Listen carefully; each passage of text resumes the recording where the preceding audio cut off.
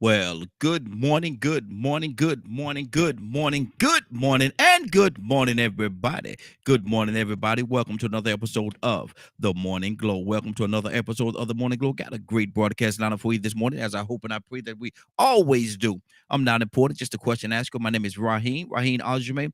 I'm going to be the one that's going to be facilitating certain questions today. They may go the way we want them to go. They may not, but it's all about how you see them, how you view them, and your input. I want to say good morning to James Anderson. Good morning, Mr. Anderson. Good to have you with us. You over there on Big O. Good to have you with us this morning, sir. And the phone lines are open 508-924-3521. 508-924-3521. Give us a call. We'd love to have your input. Now, I got to start off by talking about the elephant in the room. I got to start off by talking about the elephant in the room. Now, who saw that debate over the weekend? Who saw that debate? Did y'all see that debate? What do y'all think about it? Now, I've heard people on both sides. When I say the debate, I'm talking about the Herschel Walker and Warlock debate that happened. I think it was Friday, Saturday, whenever it was. Who saw that? What did you think of the debate? Who you think won?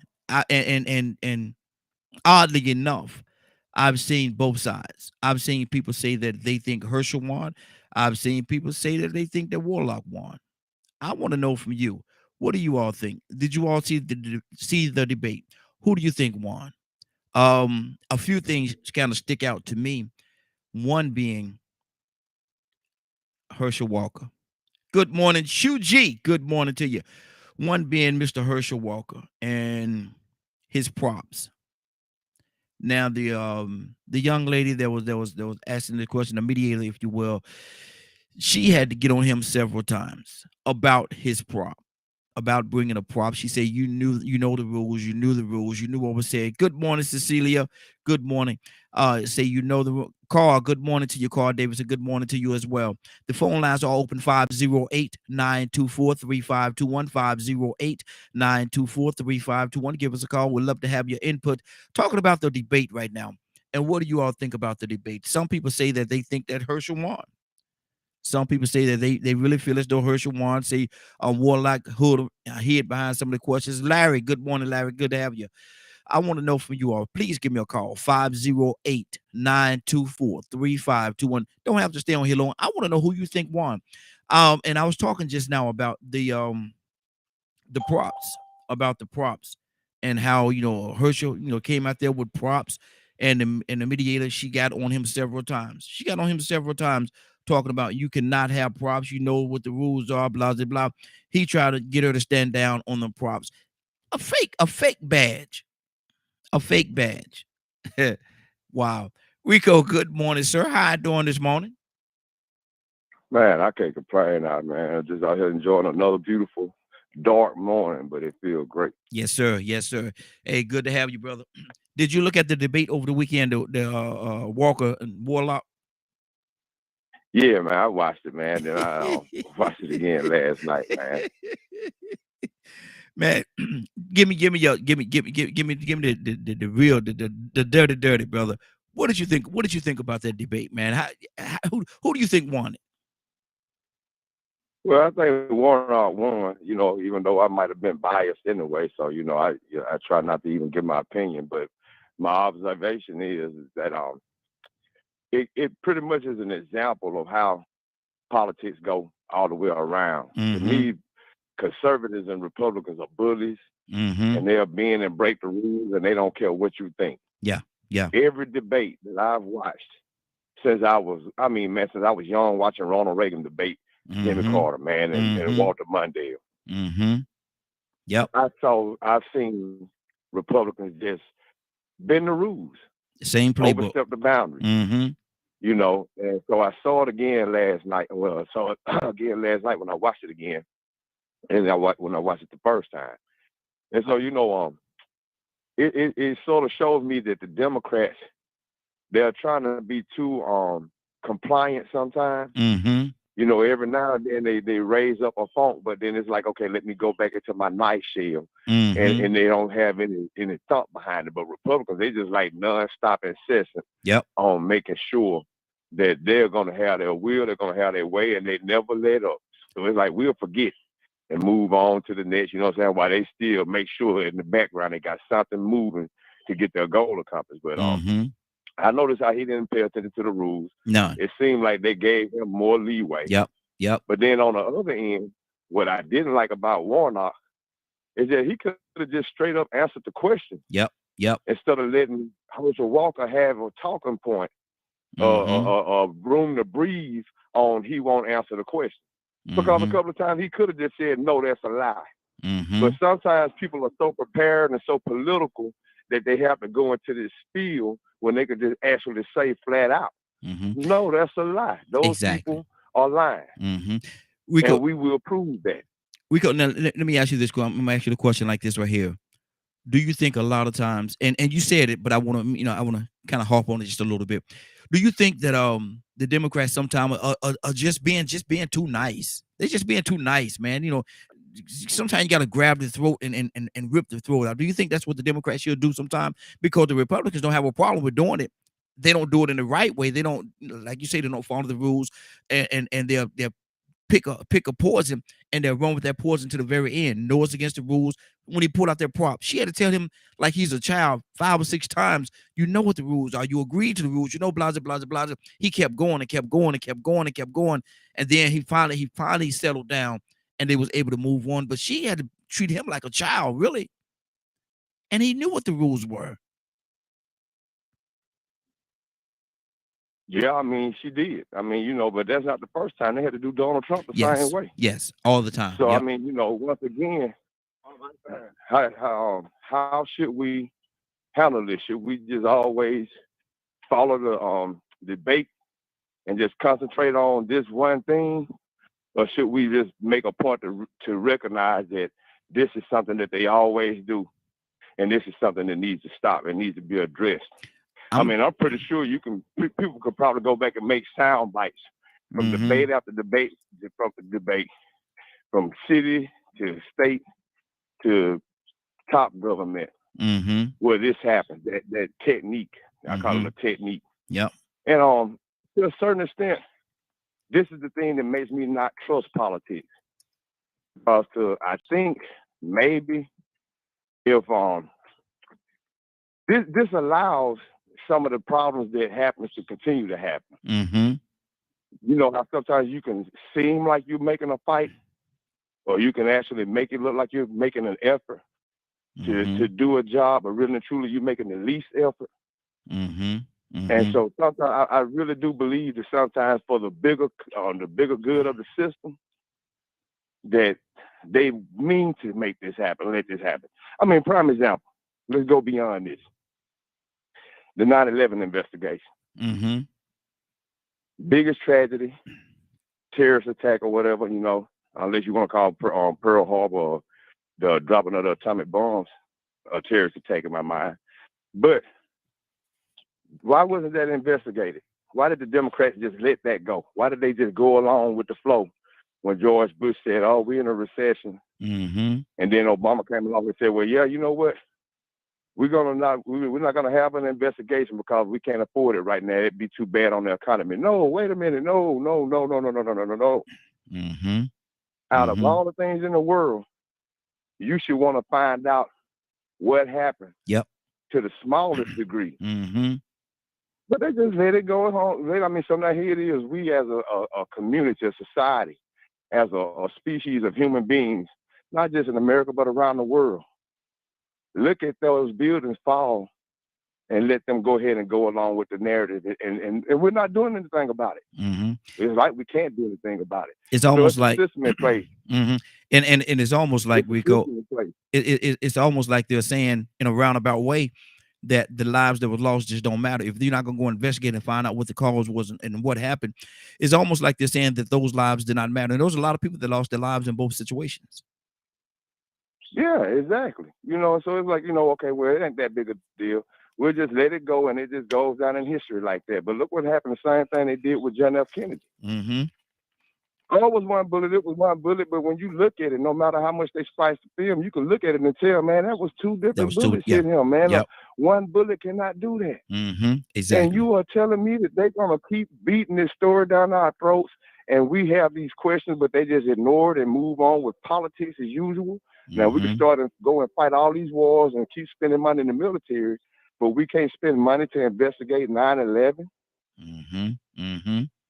So, I mean, it doesn't make sense. They dictate the narrative, and so that's why when you said that about how the Democrats just seem to just roll over and play nice all the time or just refuse to play dirty like they play, I think it's intentional. Mm-hmm. Mm. Rico, I can't see, truth of the matter, I can't see it changing though, because it's almost like everybody have their own playbook and they have to play out of that playbook, and that's what they're gonna stick to. They're not gonna waver from the playbook. The playbook says we have to do this. The playbook says we have to do this. In sport, say in football, they say if you need 4 yards, the playbook say you do this play right here because that's how we're gonna get them the 4 yards. You don't want to do anything outside of that, and that's what I think the Democrats and the Republicans are doing. I think both of them are doing the same thing. Right. Right. Like I say with Trump, you look at all the debates that Trump had. I don't care who he was debating, it was the same thing: disorder, disrespect. Look at Herschel Walker, disorder, disrespect. Look at all of them. Like you said, go back and look at all of them, and it's the same playbook. They're gonna do the same thing. Now, Trump, I think Trump took it to a whole different level. I think he took it to a different level, and now people are starting to fall. Even with Herschel Walker, he's falling in suit with what Trump did. He took the playbook a little further, and now Herschel, he was rude and disrespectful, very rude and disrespectful to the moderator, and that to bring out that little fake badge, man. Come on, Herschel, come on, man. Herschel, come on, man. I mean, when she said, she told him a number of times, you knew the order, you knew the process. Yep. You knew not to bring out a prop, and he just ignored that. Yep. Keyword, he ignored that. Mm-hmm. I could look in his face and tell when they first started. She said, "This is the way that it's gonna go." He already had his mind made up. Nah, I'm gonna say what I want to say and do it. And so he did it. Now I got to respond to that. Now you gotta let me respond to that. Yeah, yeah. And the Republicans, they good at that, man. And I noticed in all these debates, the Democrats always seem to get cut short or just go ahead and comply. Mm-hmm. So it's almost like that white dominant male mindset, that alpha male mindset. Even the black guys have it because it's the tactic, it's the technique of controlling the narrative. I think about the word polarization and how you can use propaganda and polarization. You could keep making a talking point. And once you have everybody's attention and you feed them something sensational, you can get them out of their rational mind and make them start thinking with their emotional mind. So what he did last night was a lot of times he didn't even address the issue. He kept on bringing up, he's Joe Biden. Yeah. He kept using that propaganda. He was trying to rile people up. The same thing that they did to get these KKK crowds and what Trump did to rile everybody up. You know what I'm saying? He's using that talking point, that narrative to make sure he gets it to stick in your mind. And that's what with some people, they started clapping when he made pretty decent remarks. Yeah. But they didn't care whether they were true or not. They were just good sound bites. It sounded good. The truth didn't matter. So, you have to look at things like that with an open mind and not get caught up in the emotional side of it. I try my best to stay rational. And I listen to the information, but at the same time, I watch if people actually stay in order. If a question is asked, I want to hear the answer to that question. And sometimes that answer should be just a yes or a no. Yep. When they go into too much field, then I know, okay, let me find out a little bit more about this. Let me investigate. So I think that's what hurt Warnock to me. Now, overall, he won, but to some people, that's going to stick out that he didn't answer that question. Regardless of all the good things that he said, when he refused to answer those certain questions that Herschel Walker brought up that he should have responded to, some people going to use that as a reason to say, nope, he crooked. You see, why didn't he deny it? Why didn't he just come on out and say it? And that's true. Come on out and say it. Yeah. Quit beating around the bush. Be straightforward. That way people will trust you. They'll know beyond a shadow of a doubt. You said with a guarantee that's a lie. That lawsuit is not true. Don't even go to talking about, well, this is the game that they play. These are the people that they bought up to make. No, just tell them this is not true. Yeah. There's no facts in what he just said at all. And this is why. Exactly. And absolutely not. Exactly. And take it right there.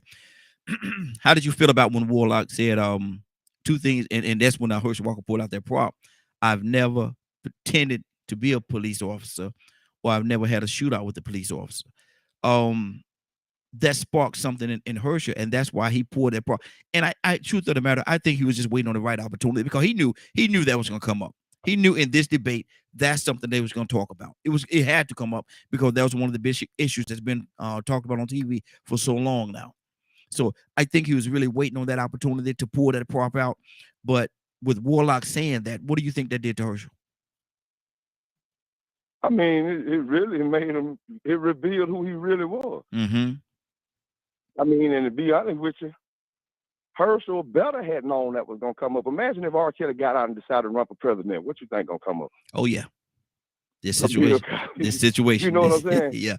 He better had known that all this stuff was going to come up. So, yeah, he had his prop.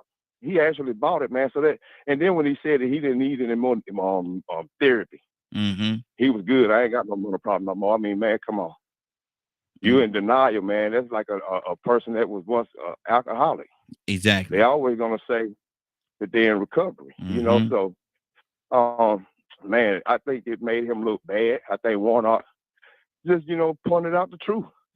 Regardless of anything y'all say, anything y'all want to bring up about my past, people saying that they're suing me for this and that, evicting them for $30 being past due.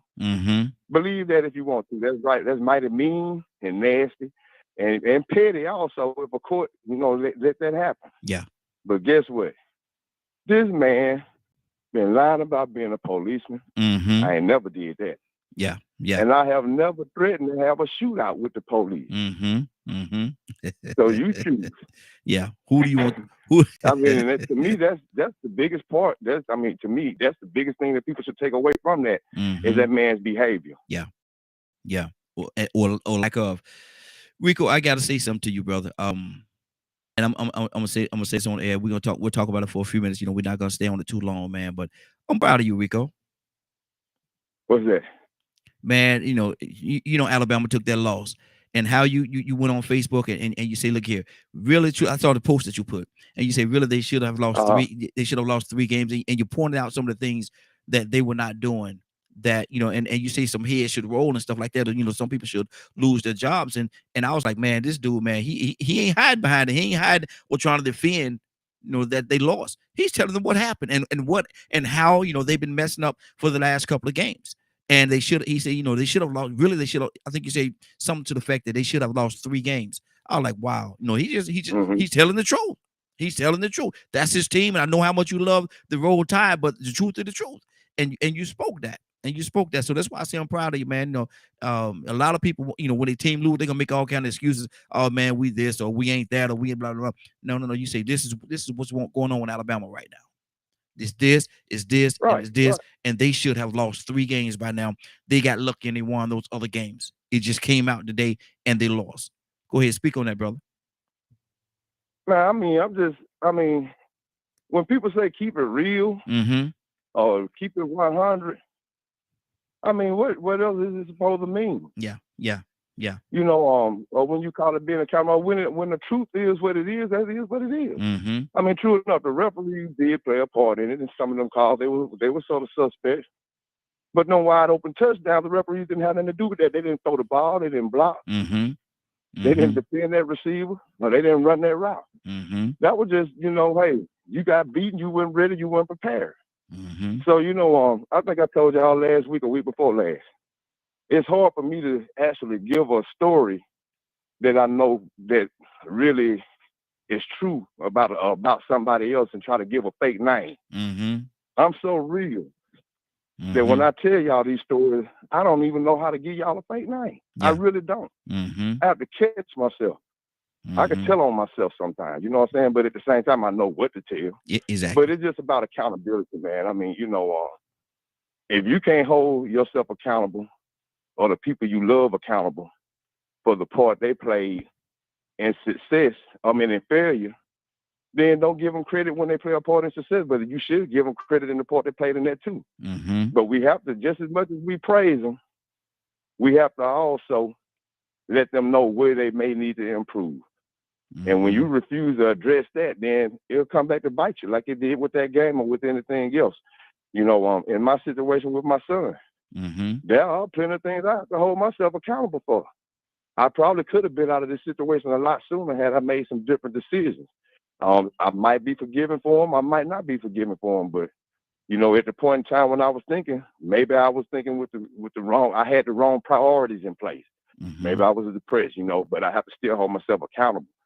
So, yeah, man, I mean, I just keep it real like that, man. I mean, some people can't do it. They can't accept, the truth, or they can't accept putting fault or blame on people that they love. I love unconditional loyalty.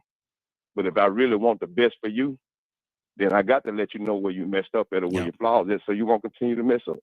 Exactly. And that's good, bro. I applaud that, man, all day long, twice on Sundays, man, because my Steelers. I mean, you know how I feel about my Steelers, man. We had lost 4 in a row, man. We had lost 4 in a row. Finally came back and won one.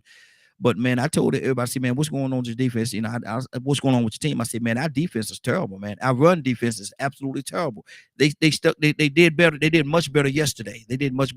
Man. But I'm afraid of our run defense, man. A good running team, man, they'll run over us, run right down our throat, man. If we don't play like we played yesterday. And it's been showed, man. The way Buffalo beat us, man, I told everybody, I said, man, Tomlin have to come back and respond to that. He got to come back, man, because I think it was like 38-3. Man, we got to come back and respond to that, man. And then I looked at the schedule. I said, oh Lord, we got Tom Brady next. I said, oh Lord, this ain't gonna be pretty. Because Tom Brady is Tom Brady, and he know how to manage the game. He know how to win a game. And so, it worked out pretty good yesterday, man. It worked out pretty good. Now, we got a tough game. I can't remember exactly who we play next. I looked at the schedule the other day, but I can't remember. It won't come to me right now. But we got another tough game coming up. Got a tough one, man. It's gonna be tough. Rico, let me ask you a question. Anything you want to say? Anything else you want to say on that, brother, before we move on? Well, that sort of goes back to that mindset. I take that back to politics too. Holding yourself accountable and actually listen to what the politicians are saying. Are they right? Have they voted right? Are they telling the truth? And is the reason you support them a righteous reason? I mean, when you start listening to the reason why people debate about abortion, sometimes you have to just keep it real. You have some with feminism, you have some people say, well, it's a woman's choice. It's a woman's choice. And it's true. It is a woman's choice. I mean, to me, yesterday, both of them were sort of saying the same thing. But for some reason, once again, why is it that people just can't come to that agreement that there is a reason that it should be necessary for a woman to have that option? Exactly. I mean, you have to dig a little deeper. You know what I'm saying? Because if you ain't careful, you'll listen to different people and you'll think they have a different opinion, and then they try to let you know or go against each other to tell you they have different opinions, but you'll hear both of them say the same thing.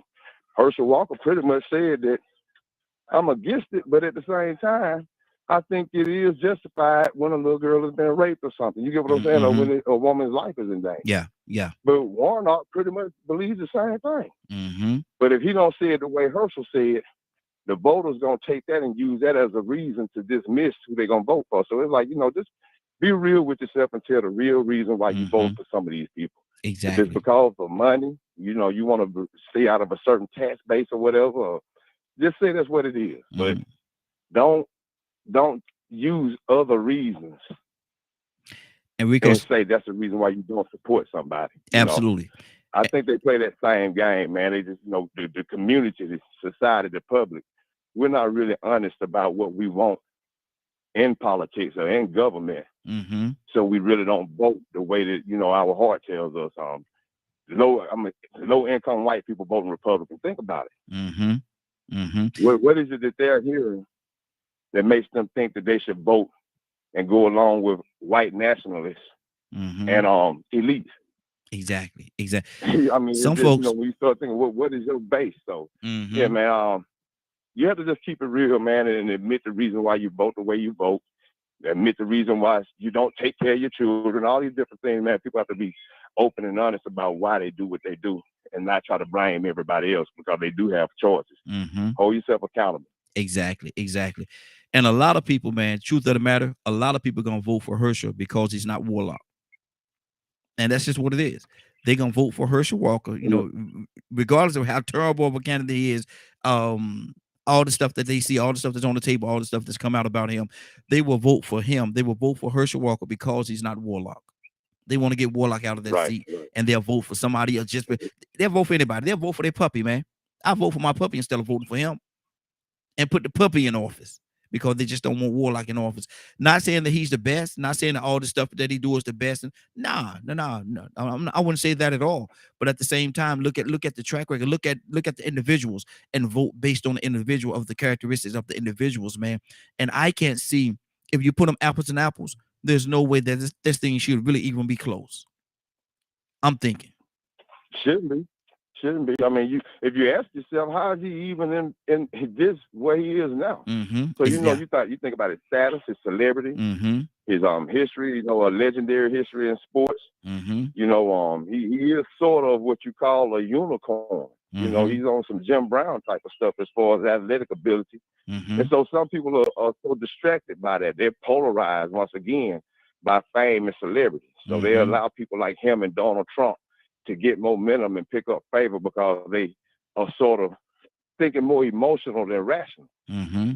Wow. And they overlook some of the things that they do. I mean, Donald Trump imitated handicapped people, man. Mm-hmm. I mean, he was up there imitating that man, and he actually still gets 70-something million votes. Yep. I couldn't imagine going to church and seeing somebody handicapped and laughing and not getting knocked upside the head. Exactly. Or being anywhere laughing and imitating and disrespecting somebody handicapped and not even having to apologize for it. I mean, it was a mistake. I didn't know it. Mm-hmm. Mm-hmm. And so being inconsiderate and disrespectful is being rewarded. It's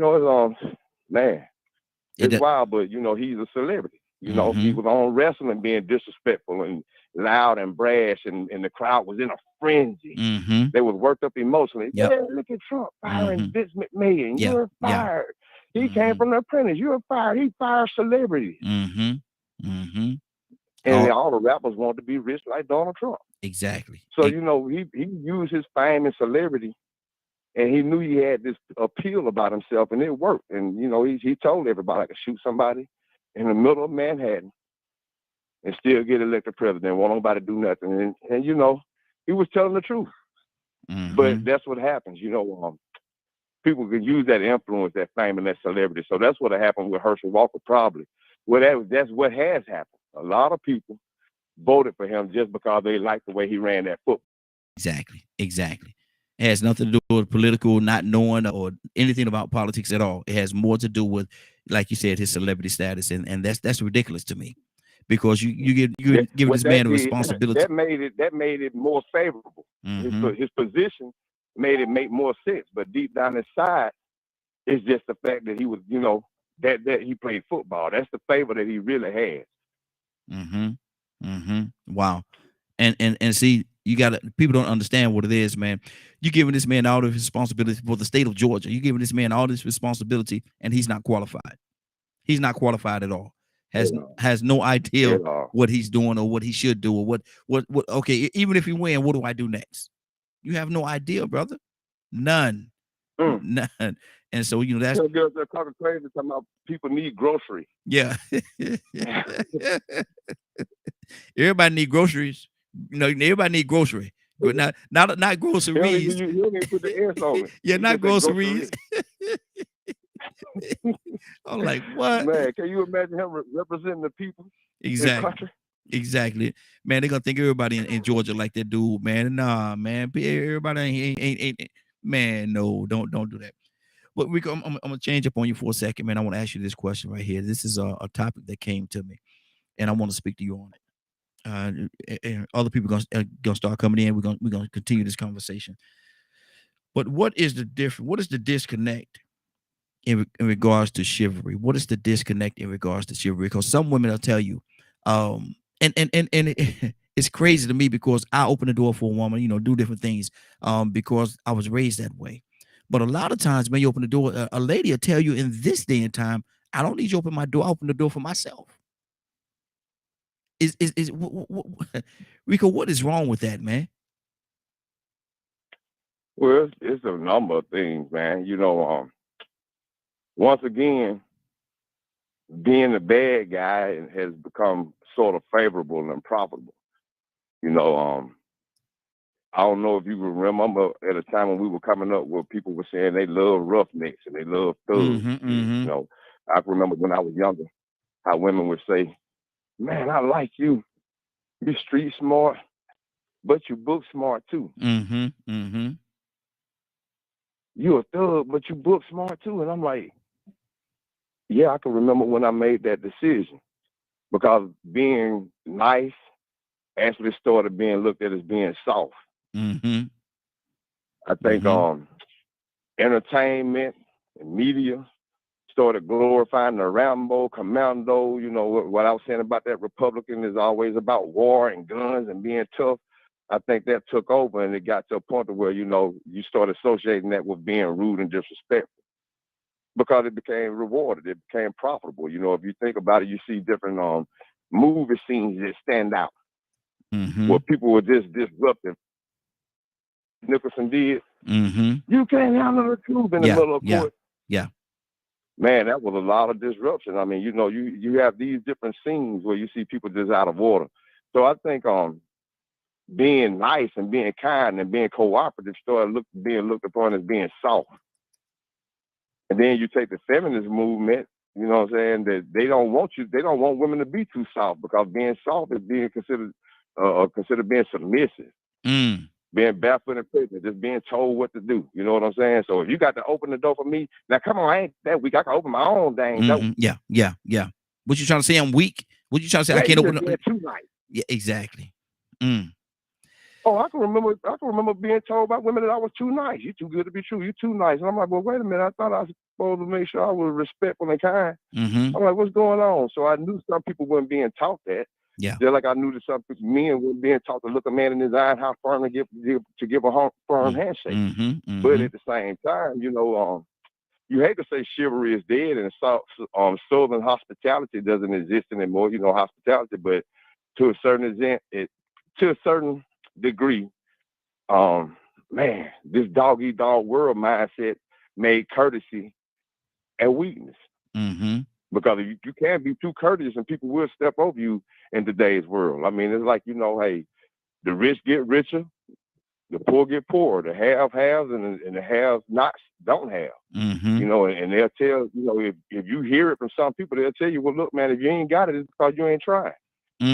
But look what some people have to do to get it. They have to not care about other people. They have to step on other people. They have to not worry about what they did to you. That's your loss. You should have been paying attention, you know, so we live in a world where it's every man for himself. People will take advantage of you. People are opportunistic. And in the process of that, if you open the door for them, don't mean they're going to open the door for you. Yeah. And in some situations, man, they'll walk in and see you coming and let the door just close right in your face, man, and not even care about you. Go on about their business. Man. Come on. I was matter of fact, this just happened. This just happened this past Saturday, man. I found an opportunity to go make a little easy money. And so the woman that I went with at the end of the night, I pulled up to this gate and she was going to have to open the gate to let me in. Now, mind you, you know, the stuff that we were doing when we got to Birmingham, she ain't introduced me to nobody or nothing. So I just had to figure everything out on my own, which was cool because I like to have control and order for what I'm doing. When I figured it out, I pretty much took over. Mm-hmm. So okay, I pull up, and she just sitting there looking at me. Mm. I'm like, okay, she see I'm trying to get in the gate. Why won't she open the gate? So I rolled down the window. I said, hey, open the gate. She's like, oh, Rico, I didn't know that was you. Wow. I said, it shouldn't have mattered if it was me.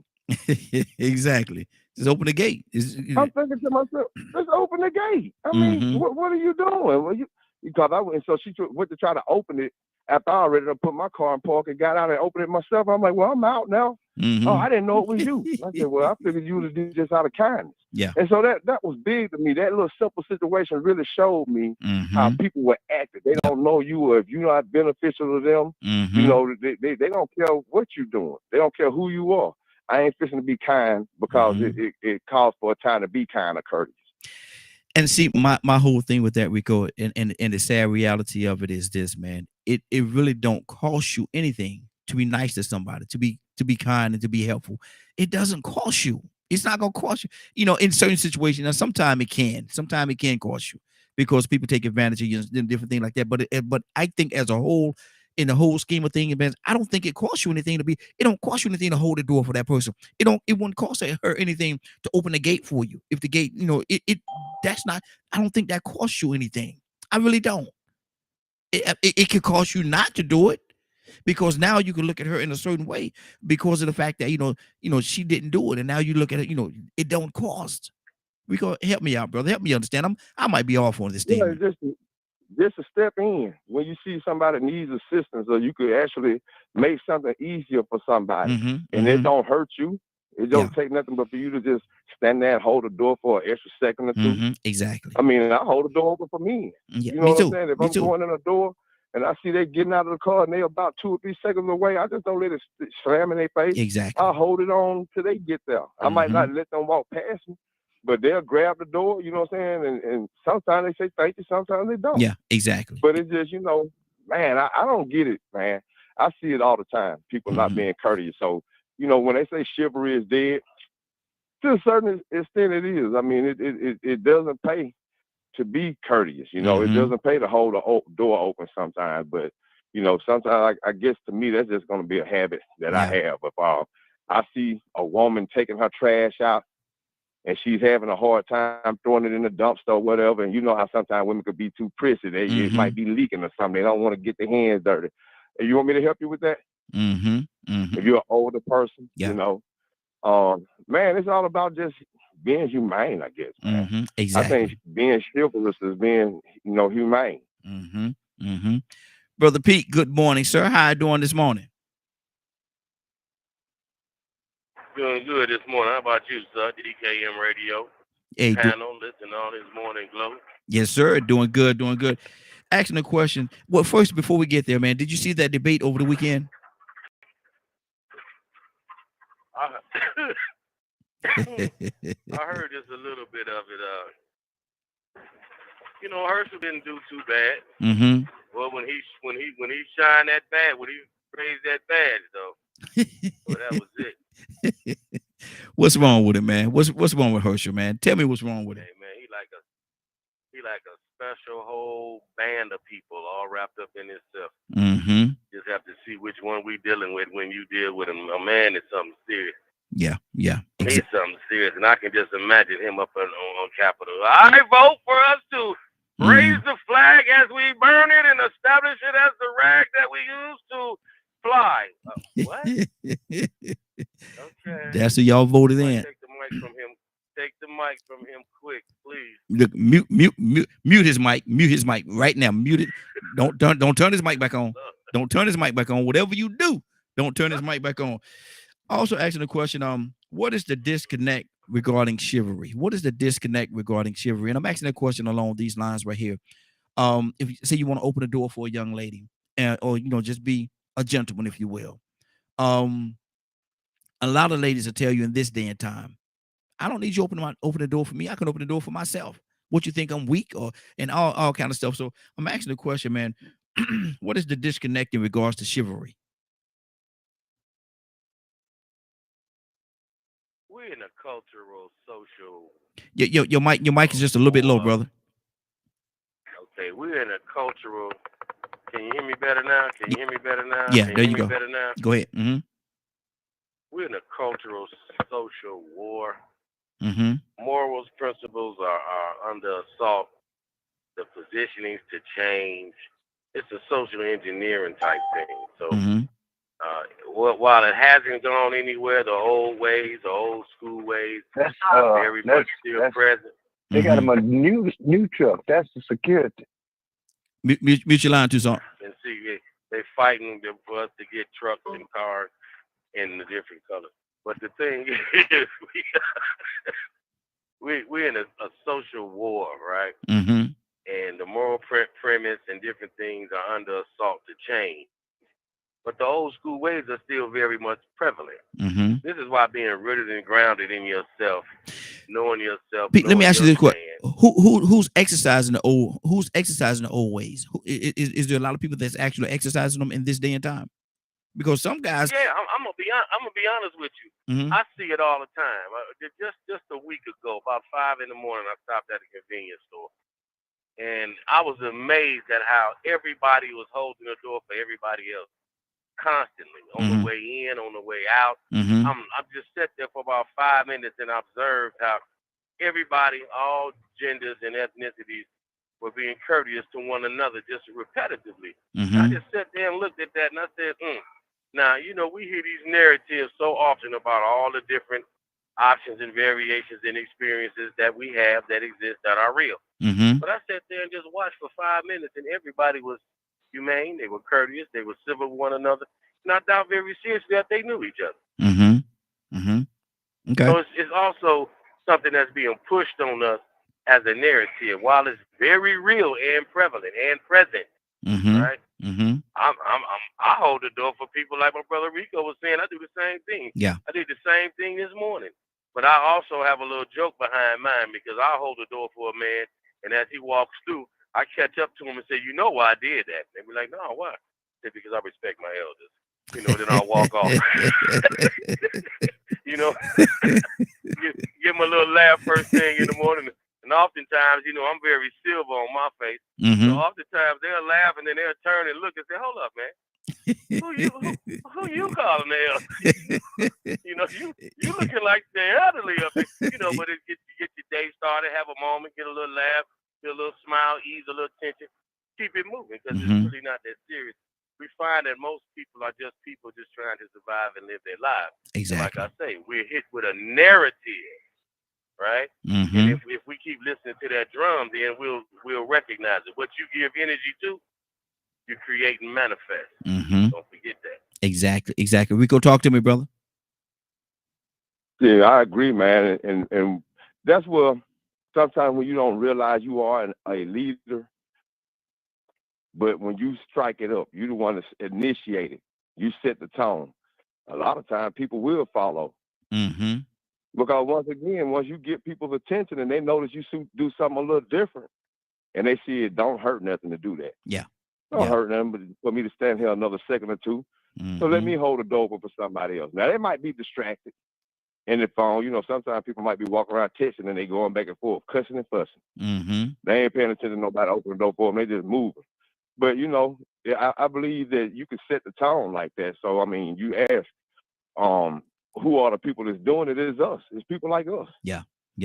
They're showing and leading by example when we don't even realize that people are paying attention. I think that's part of the pay it forward. Mm-hmm. Each one teach one. Sometimes we're teaching subconsciously because somebody realized that made sense. You see how he opened that door for that person because that person had all them bags? Mm-hmm. You know what surprised me sometimes is when you can be courteous like that and then people will tell you, "I'm surprised." Mm-hmm. Thank Exactly. you. I'm surprised you did that. I'm like, what? You had all them bags. You was going to have to put your bags down and open the door and then put your butt up against the door and pick the bags up again. Nah, and I'm standing right here empty-handed, just walking by or just on the way. Nah. So it's, like I said, to me, it's sort of strange. This is like, I catch myself looking at what's going on when I see the other side of it. And I'm like, what's going on? Now the pay it forward thing, I think that's more of a trend. I think that's more of a keep up with the Joneses. But just, some small things, some small gestures as far as holding the door open for somebody and saying something kind to them, being courteous to the elderly or to a woman or saying, "Hey, how you doing, young man?" Stepping in and being an assistant an asset to a situation where you can be an asset or contribute to it to be positive. I believe in helping and assisting people when they need help and assistance instead of watching them struggle or going through too many extra things. And I could be just that person to make something a little easier for them, and it don't hurt me at all. All it takes is for me to just hold the door, or even just give somebody a piece of advice. Hey, be careful, man. You might want to stop at that stop sign. The police sitting down there. Exactly. You should be stopping anyway. Yep. But I'm gonna go ahead and tell you, because I see y'all like to run it. Y'all might want to stop today. It brings back to mind when you was talking, Rico, that situation with a young lady. It was a while back. You probably remember this well. She was knocked. She had an SUV big vehicle, and she was on. She was in the middle of the road. People just riding by her, and I pulled over and helped her. And a couple other guys came, and we pushed out the road. She had ran out of gas. She was right there at the gas station. We pushed to make sure she got in a spot where she can actually get some gas in her vehicle. And she looked at me. She said, "I'm surprised. I'm surprised you stopped and helped." I said, well, "I don't understand. What are you talking about?" Then she, you're driving a certain vehicle, blase, blase, blase. Most of the time, when a person is driving a certain vehicle, they're not gonna stop and help you. Vehicle to me is just a car. It don't. I don't get caught up in all that foolishness. And for her to even say that, for her to think that because a person is driving a certain vehicle, they can't be humane and help you. That was kind of rough to me, man. That was kind of rough, Rico. You remember that story I'm talking about? I think I shared it on here. Yeah, I remember. I remember. I was like, wow. I mean, I guess she can't believe that you could relate. Yeah. Because think about it, so many more people probably rolled by with vehicles that was not as good as yours, or probably was, just in bad a shape as hers. They just looked at her and kept going. Yeah. Remember the 4 people that was watching my brother drive? Yeah, exactly. I mean, just think how courteous that could have been.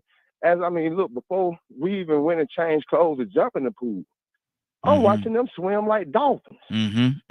Wow, look at them. So I guess, my mom and the adults thought, well, since those people out there that know how to swim, if something happened with these kids, they'll help them. They didn't help. They watched. Wow. They were not courteous enough to swim like a dolphin over there to help my little black brother. Wow. Drowning. So, That's it cold, goes bro. deeper than just opening the door for people sometimes. Wow. Just being, assisting people or helping somebody when they're in need, whether it's a small thing or a big thing. Like I said, it's strange to me. I don't understand it. It doesn't. So, but I do understand that woman having that thought process about you. I know where it comes from. It's strange to me. But if I look at it from her point of view, I think to myself, well, what would make her say something like that? And what makes her say something like that is the fact that if anybody probably said, well, I don't feel like touching her and helping her. I don't feel like breaking her sweat and then have to get back in this car after I've been pushing her and sweating. Who want to get back in a Mercedes all sweaty? It's a perception. But she was surprised that you got out and helped her when there was so many more other people that passed by that could have and didn't. And this was and this was on Scenic. Rico, you know about Atlanta, the Atlanta area. This is on Scenic Highway, man. And Scenic is a very busy road, man. Yes, sir. Yes, sir. And imagine the amount of people in both directions going right by her, man. Not even paying attention. Not even giving a hoot. Not even giving a hoot at all, man. On Scenic Highway, man. As busy as Scenic is, you'll never find Scenic Highway empty. Never. And this was in the middle of the day. Wow. A woman. It's that now. Exactly. Badger, good morning, sir. How you doing this morning? Good morning. Hope everyone's having a blessed day. Hey, doing a good job. Hey, doing the best we can at it, brother. Definitely doing the best we can at it. Badger, we asking a question about what is the disconnect in regards to chivalry? What is the disconnect in regards to chivalry? And I mean that in this way right here. A lot of times being gentlemen, and we all on here are gentlemen. We'll open the door for a woman if she's in need of something like that. We're gonna do what we can do to help. That's just who we are. Some women will say, I don't need you opening the door for me. I don't need you. What you trying to say? Why you gotta open the door for me? I can open the door for myself. What you trying to call me weak and all these the things that they say? What is behind that, Badger? Oh man. You're getting into narratives.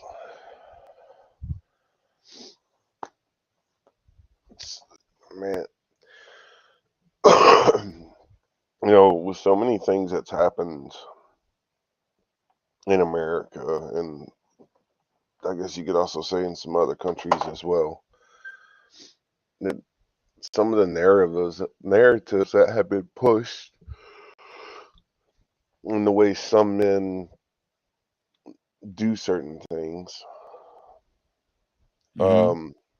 they'll do it out of control or spite or Now hold on. or Hold on. We changing gears. We're not talking about the men. We're talking about the women and their mindset and thinking that they don't need nobody. Basically, they don't need no man to do anything for them. They could do it for themselves. They don't need no man to open the door. Why do you think I'm weak or something like that? We're not talking about the men right now. You about to switch gears on. Let's stay with the women. the women. Well, they wouldn't have been like that if the men wouldn't have got so Now egocentric. you always put it back on the man, brother. I'm Because talking that's about. what history says. So history says that these women are this way because of the fact that men did these things to them and all this. They have no say so in it at all. They didn't Basically, really get basically, freedom until but almost about the same time as around 1960s, 70s. see in your comment, what you're doing in your comment, and I want you to be real careful with this. What you're doing in your comment, making the women very very helpless because you're saying that men did this to men, and you're saying that basically in a roundabout way, you're saying that women never had any power, and you really, if you really pay attention to your comment, what you just said, it's almost like you're saying that the women are powerless. For a They majority, can't have power okay, and be powerless at the same time. But go ahead, explain it to me, brother. Help me in the understand. white man's world, women don't have power. The woman is to obey the man. That's the way it's been for a long time, and they have pushed that narrative on any other race, tribe, indigenous people that they could possibly do. And then there's also other countries that are even worse. Mm, I mean, mm. there's the oh, my wife was telling me about it yesterday. In one of the countries, there was a young lady that came from America to go visit her parents, and she was wearing pants.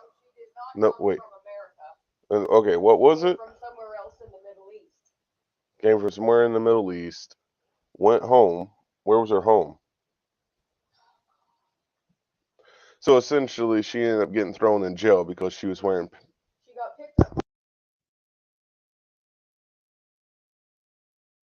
Oh, as you there? She got picked up by the morality police because her pants were too tight. Mm. And the women there went crazy and said no more headscarves. Yeah, I think it was, 3 days later she was dead. yeah, I think that was in Saudi Arabia. Yeah, I saw that Okay, story. so you know what I'm talking about. So I saw the story. that mentality has been pushed for so long. So There's going to be women that's going to be messed up, and they're just like my mother, and so on and so on. So I'm not excluding all women.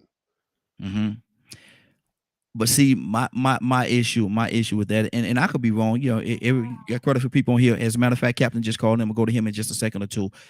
My thing is, we talking about, and we've all concentrated and focused on the women, but you took the honest and you put it directly on the man, and you gave the woman no responsibility in this whole situation at all.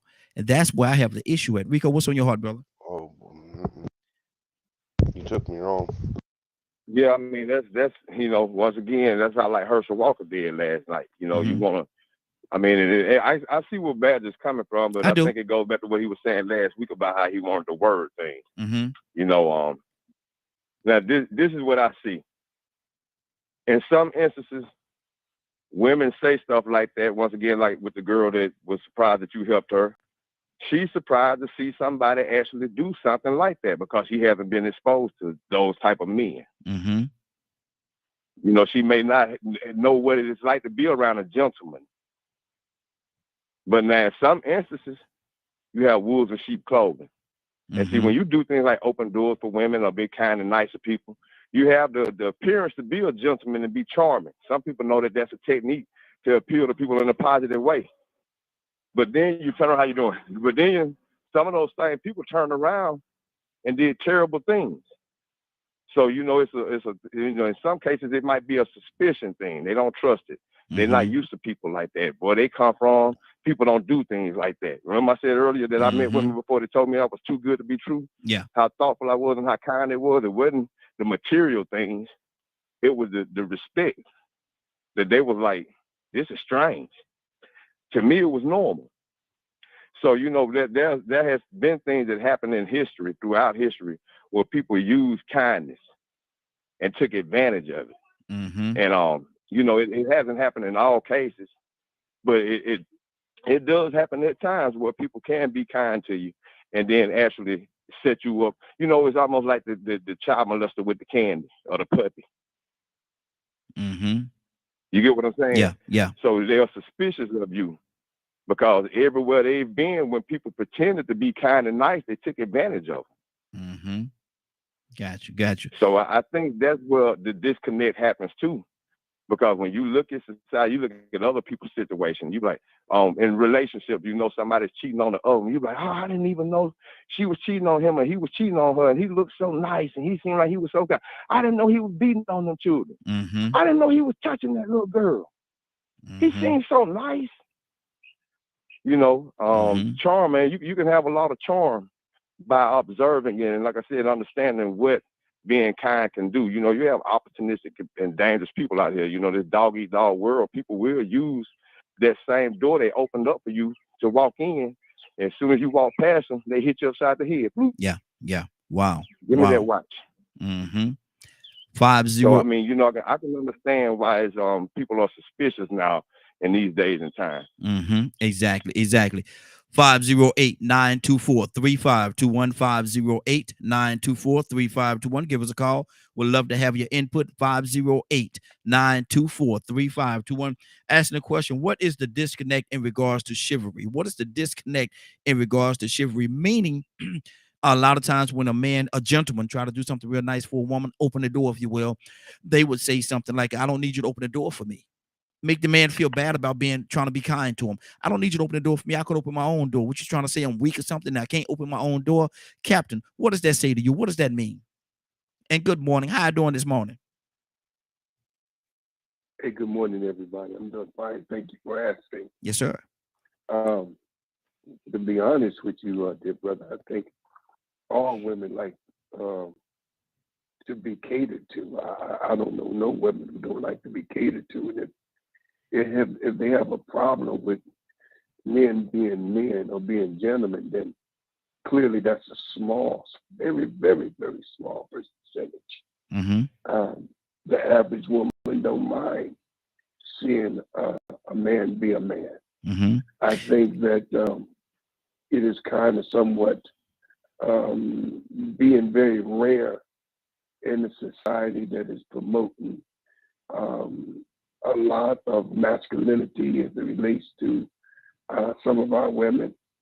I think society has played a role in making women believe that they should be independent, and somehow they get independent kind of messed up with men respecting them and trying to just be a gentleman.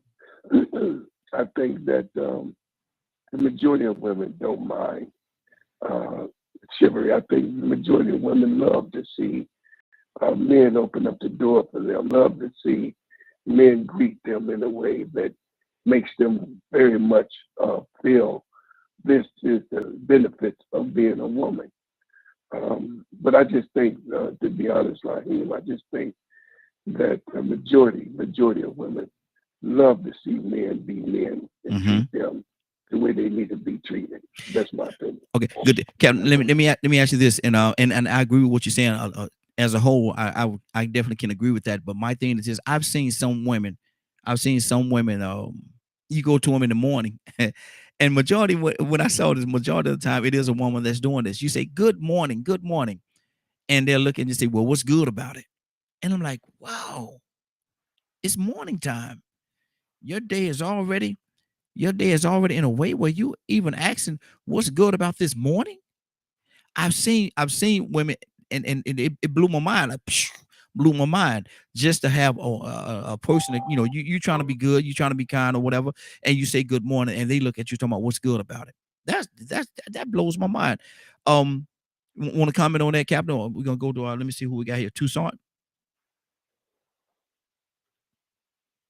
Well, I think basically, dear brother, like again, there are some women that have come from a line of abuse that they have lost total confidence, or they have lost the trust of men's motive. I heard Brother Rico talked about how, there are men that would take the kindness and use it as a means to entrap or to take advantage, and that's very real.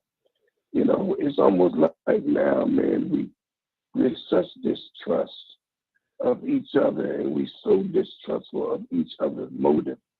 It's almost like the sincere person who mean well, motive is questioned. And it's just because we're living in a society where we're losing all of the values of just being human beings, man. We're just losing all the values. It ain't got nothing to do with man and woman. It just got something to do with being a human being that in the morning you see someone. I think all of us experience getting on the elevator, and you get on the elevator and the people don't even speak. Yeah. I mean, you get on there, you got to say, how you doing? Oh, hi. I mean, just common courtesy, man. What have we become? A damn nation, a generation of people that has no more common courtesy. So we all experience that. But one thing they can't take away, Raheem. What's that? They can't take away my humanity.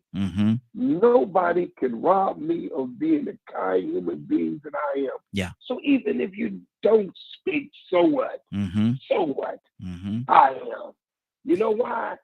Because I'm a good human being. Period. Man, I'm gonna tell you what happened. Like I said, everybody, we got a couple people on the phone. I don't want to touch everybody on the phone line as well. Be patient, we're gonna come back to you. But this is what happened. Everybody know my wife and I, we went to Houston, Texas last week. We was in Houston, Texas for a few days last week. On the way there, we parked our vehicle in the little park, airport parking lot, whatever the thing is called, and they had a trolley van that took us, to the airport. And there was a few people on the van already, and we got on. And we got on, sit down, and everybody was quiet, doing their own thing. I said, hey, everybody, good morning. How y'all doing? And that just sparked conversation. Sometimes it just take one person. And my whole point is this. Sometimes it just take one person to take that positive side. I got on there, man. I said, good morning, everybody. How y'all doing this morning? Oh, man, we doing good. And we talked all the way to the airport, man. But I got on the bus, the trolley, if you will, or the van, whatever you want to call it, and just sat down and looked at my phone or just talked to my wife, everybody would have been quiet, man. We met people, we talked to people, went to the restaurant over there in Houston, man, same thing in the little area. I said, hey, everybody, how's everybody doing? When we sat down. And everybody was like, it opened up something. A lot of times, Cap, don't nobody want to open up nothing. I don't know what it is, man, whether they're afraid to do so or what the situation is, they just don't want to do it. Well, you just got that radio personality. That's all that is. You're getting ready to start another show on that, but that's all that was.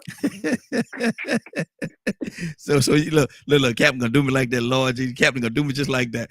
But listen, let me go to Cassandra. Cassandra, good morning. How you doing this morning? Pete, come to you next. Good morning. Cassandra, and I'm glad you're here because I'm glad you're here, Cassandra. And good morning. I'm glad you're here because you can tell us from a female standpoint. We can't speak on that. We're asking about what is the difference in regards to chivalry. And a lot of times a man try to be a gentleman, if you will, try to be kind, and he opened the door for a female. I'm just using this as an example. He opened the door for a female, and she said, I don't need you to open the door for me. What you think? I'm weak or something? I can open the door for myself. Cassandra, what is that mentality? I don't know, because I don't know where you meet these women or where these women are coming from. because the majority, and I'm talking the majority of women that I know, black, white, orange, and green, they love when a man is chivalrous. I mean, it just does something for me, especially our young black men. Yeah. And I just noticed that the last week or so, and I was like, wow, all of our young men are not, doing the crazy stuff and not caring. And I've had a door, like I'm going in the gas station to pay for gas. It's a man, going in front of me, and he was just let the door slam right in my face almost. And I'm like, what the heck? But then I've noticed so many young men, I'm talking early 20s, like they'll open the door. I was carrying a box the other day, going to my car, and the young man was standing, smoking his whatever, smoking, and he saw me coming with the box, and he said, give me one second, ma'am, and he put out the little thing and came over and took the box to my car and put it in my car. So I don't know, because I believe that it's not dead. Chivalry is not dead. There's some wonderful, wonderful, wonderful men, and especially our young black men, man. I'm so proud of them when they do stuff like that. And any woman that says something stupid, like why you open the door? Why would you even say? I don't get it. And I'm sure there are some that are doing it. Cassandra, let me ask you this. I don't know women like that. I don't know women that would say that. Cassandra, have you ever seen a situation where you say good morning to somebody? And in my situation, it's been a lot of young ladies I've heard say this. Not a lot, but it's been a few young ladies I've heard say this. You say good morning. They say, well, what's good about it? You're like, whoa, it's morning time. How could you be in a terrible mood and it's morning time? Have you ever experienced? Well, I live in a senior building, and I'm so ashamed of some of these seniors. They're 55 and over, and I walk through I speak to everybody. It don't matter who it is. I don't care. Good morning. How are you today? Hey, how y'all doing? Blah, blah, blah. Everybody that I run into, I do that. And then I get some that won't say anything.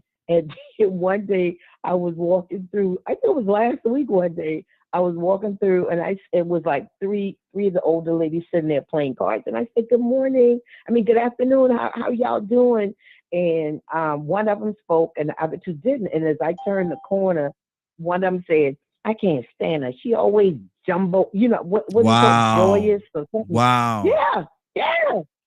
And that's why she doesn't speak to me, because I'm always talking to people. What the heck? You always jolly. Just like she hates to do with jolly. She always jolly. Yeah. She's always jolly. Wow. And she always speaking to everybody. I mean, well, what do you want? And especially at our age, we might not have many more days to speak. So you need to speak, Anyway. Cassandra. So stop speaking to him and start singing to him. Exactly. Oh man, see, listen. I don't want to be like Raheem. They be running out the door. Oh, what you trying? Wait a minute. Good morning. How y'all doing this morning? Do the Isley's on them. Hello. I love it. I might have to try that. But see, my whole thing, I'm wondering why she punched me in the gut just now, talking about I don't want to be like Raheem, talking about my singing is terrible. Why she gonna punch me in the gut? Why? You know why? Good morning. Yeah. Oh, see. Lord. Yes, that's it. That's it. Now, who I said I was gonna go to next? I said I was gonna go to Pete next. Pete, what's on your heart, brother? Talk to me. All shapes and sizes, mentalities, and purposes. That's why it's so important, again, to know yourself and just simply be yourself. In spite of the adversity, negativity, the hostility, that has nothing to do with you. You let nothing disrupt who you are. Yeah. That's why it's so important to know thyself. Study thyself. Respect thyself. Master thyself. So you're rooted and grounded in yourself. So you can just simply be yourself. in spite of all of that. You Mm-hmm. speak, they don't speak, that's fine. What does that have to do with you? You did your part. Keep going. Keep it Mm-hmm. moving. Be the person that you are. This is what we mean when we say the majority of people are just everyday folk living their life, and all these hang-ups and these false narratives that we put out here. I don't know nobody that wants to be called by the pigment of their skin. Mm-hmm. Hey, Black Rob. Hey, white Betty. I mean, who is that? Mm-hmm. Nobody. Yeah. It's a false narrative. It's just Mm-hmm. a false narrative to divide us. So if you're simply just yourself and you're a pleasant person, you're a respectful person, you're a cordial person, then do that. Because it's all energy at the end of the day. Mm-hmm. It's all energy. So if you put out good energy, that energy is going to go all the way on the other side of the globe and bounce back. Exactly. That's what happens. Mm-hmm. For real. So Mm-hmm. be yourself. Stay positive in spite of. We understand these narratives. These people hung up. They bitter. They lonely. They angry. They hateful. They're hurt. So you understand that when you meet a wounded soul, you should be able to quickly identify that you're dealing with a wounded soul. Mm-hmm. And there's a way to even interact with those that are so angry, that are so hostile, that are so negative. There's a way to deal with them. Mm-hmm. We have the example of the Christ known as Jesus, who spoke in parables. He said a Mm-hmm. whole lot in a sentence and keep it moving. And you have to meditate on what he said. It'll hit you later. It might be 2, 3 days, weeks, months later. Boom! It'll go off in your head. Mm-hmm. Oh, that's what he was saying. You know, Mm-hmm. Southern people Mm-hmm. have it down. Yeah. You walk up to a Southern person and say, hi, how you doing? And they look at you and say, hello. And they just look at you. Mm-hmm. And then you go to talking and they just looking and you hear them say, mm-hmm. You know, that's a whole word, a whole sentence. Mm-hmm. You know that, right? Mm-hmm. And then if they Yeah. say, mm-hmm, that's a whole nother sentence. It means something totally different. See? They've been cussed you out and disrespected your ancestors with a smile on their face and send you on your way. And you don't even figure it out till the next day that, whoa, that lady actually wasn't feeling me. She was actually being very disrespectful. All right, now you gone to the loot now. Y'all Mm-hmm. take care now, you hear? Mm-hmm. All right, now y'all gone about your way now. Telling you get the heck on. That's what Yeah. Yeah. that's what she's telling you. With a smile on her face. Yeah. Smiling all that. Mm-hmm. Waving at you and everything. Mm-hmm. And don't like nothing about you. Come on now. Exactly. Exactly. Wow. All right. Wow. Navy, good morning, young lady. How you doing this morning? Good morning. I'm ripping and running this morning. How y'all doing? Hey, doing good, doing good. Navy, we're asking a question. What is the disconnect in regards to chivalry? And I'm asking along the lines of this. A lot of time, a young man want to be a gentleman. He want to be a gentleman. He want to open the door for the young lady, and she stopped. She said, "What you open the door for me for? What you trying to say? I'm weak. I can open the door for myself. You think I can't open the door for myself? What is that mentality? And does that happen?" This probably ain't got nothing to do with what you just asked me, but my first question is, where y'all be meeting these ladies at? Because I don't know. The same thing as Sandra said.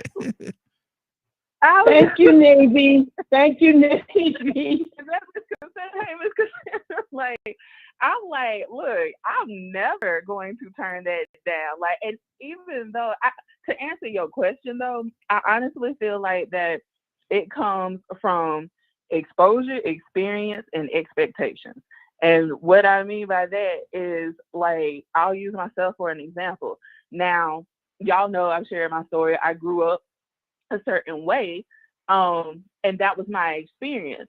And early on, it did shape my mind to never have to depend, never have to rely on anyone, not just a man, but just anyone. But until I got exposed, and again, I credit my uncle and my pops, and my father, my biological father, to a certain degree of giving me the exposure of what like chivalry was, because I saw my uncle opening up the door for my auntie and other women in our family. My pops I call him Belvedere for my mom, because he truly takes care of my mom. So my experiences did shape a reality for me for a period of time, but I got exposed to something, to the realness of it, and not just one paradigm of it, not just one shifting of it. I got exposed to something else, so I got to see what chivalry was. I got to experience what chivalry was as well, despite my past experiences. And when I say expectations, I think that sometimes it's the expectation of you're giving me this compliment or you're doing something in an exchange or return for something else. And I think that sometimes whenever you get these women that may be, I don't need nothing from you, bye, or what Mm-hmm. have you, I think that a combination of those three things, either that are lacking or that they haven't had enough of, or just their own past experiences, shape that thought process. And it's funny that you asked me that this is the topic, because one of the memories came up from my Facebook page last year, where I was at the gas station Mm-hmm. and a dude, I was pumping gas. I had pumped my gas and I needed to get air in my tire. Now it's Sunday. I got on a dress and the wind is a little high, but Mm-hmm. he came over again to introduce himself and asked for my number, but didn't offer to pump the gas, didn't Mm. offer to put the air in my tire. So I'm just like, Mm-hmm. what? So Wow. chivalry isn't dead, but it was not on my side on that day. Wow. Badger, what's on your heart? This joker want a number. He don't want to help. He want a number. Badger, what's on your heart? I I think this is one of those things where, like, honestly, I think it's going to depend. I think it very much depends on the race, Mm-hmm. unfortunately. Mm-hmm. I've predominantly run into uh, white females that have issues with a man opening the door, and a lot of them came because of traumatic experiences. Mm. So they fight against it? Oh yeah. Mm. So a lot of you have to think, like, when I speak of my perspectives, it's not just from an indigenous point of view, but it's also from being around white folks. Mm-hmm. So it's it's a different thing to deal with. Badger, let me ask you this question. Excuse me. Let me ask you this question. Do you think women as a whole, or specifically, do you think white women that's trying to take their power back if they're fighting against it in that way? Oh yeah, Mm. especially when you have, it's one of those things of a lot of the males I've been around or have had to deal with. I wouldn't even say want. I don't want to be around them. I just have to deal with them Mm-hmm. from time to time in social settings. Are still under the mindset that they take the man of the house to the extreme. Mm. Wow. So it's so y'all's like it, it's so different from my perspective. Like I, I always do the silverest thing.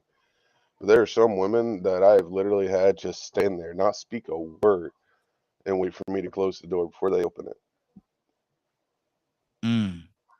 Wow. Wow. Because to them it's a controlling tactic, Mm. and that's all they know. Wow. So go ahead. No, no, go ahead.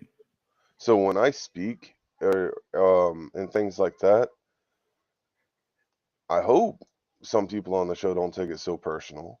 Mm-hmm. I'm not.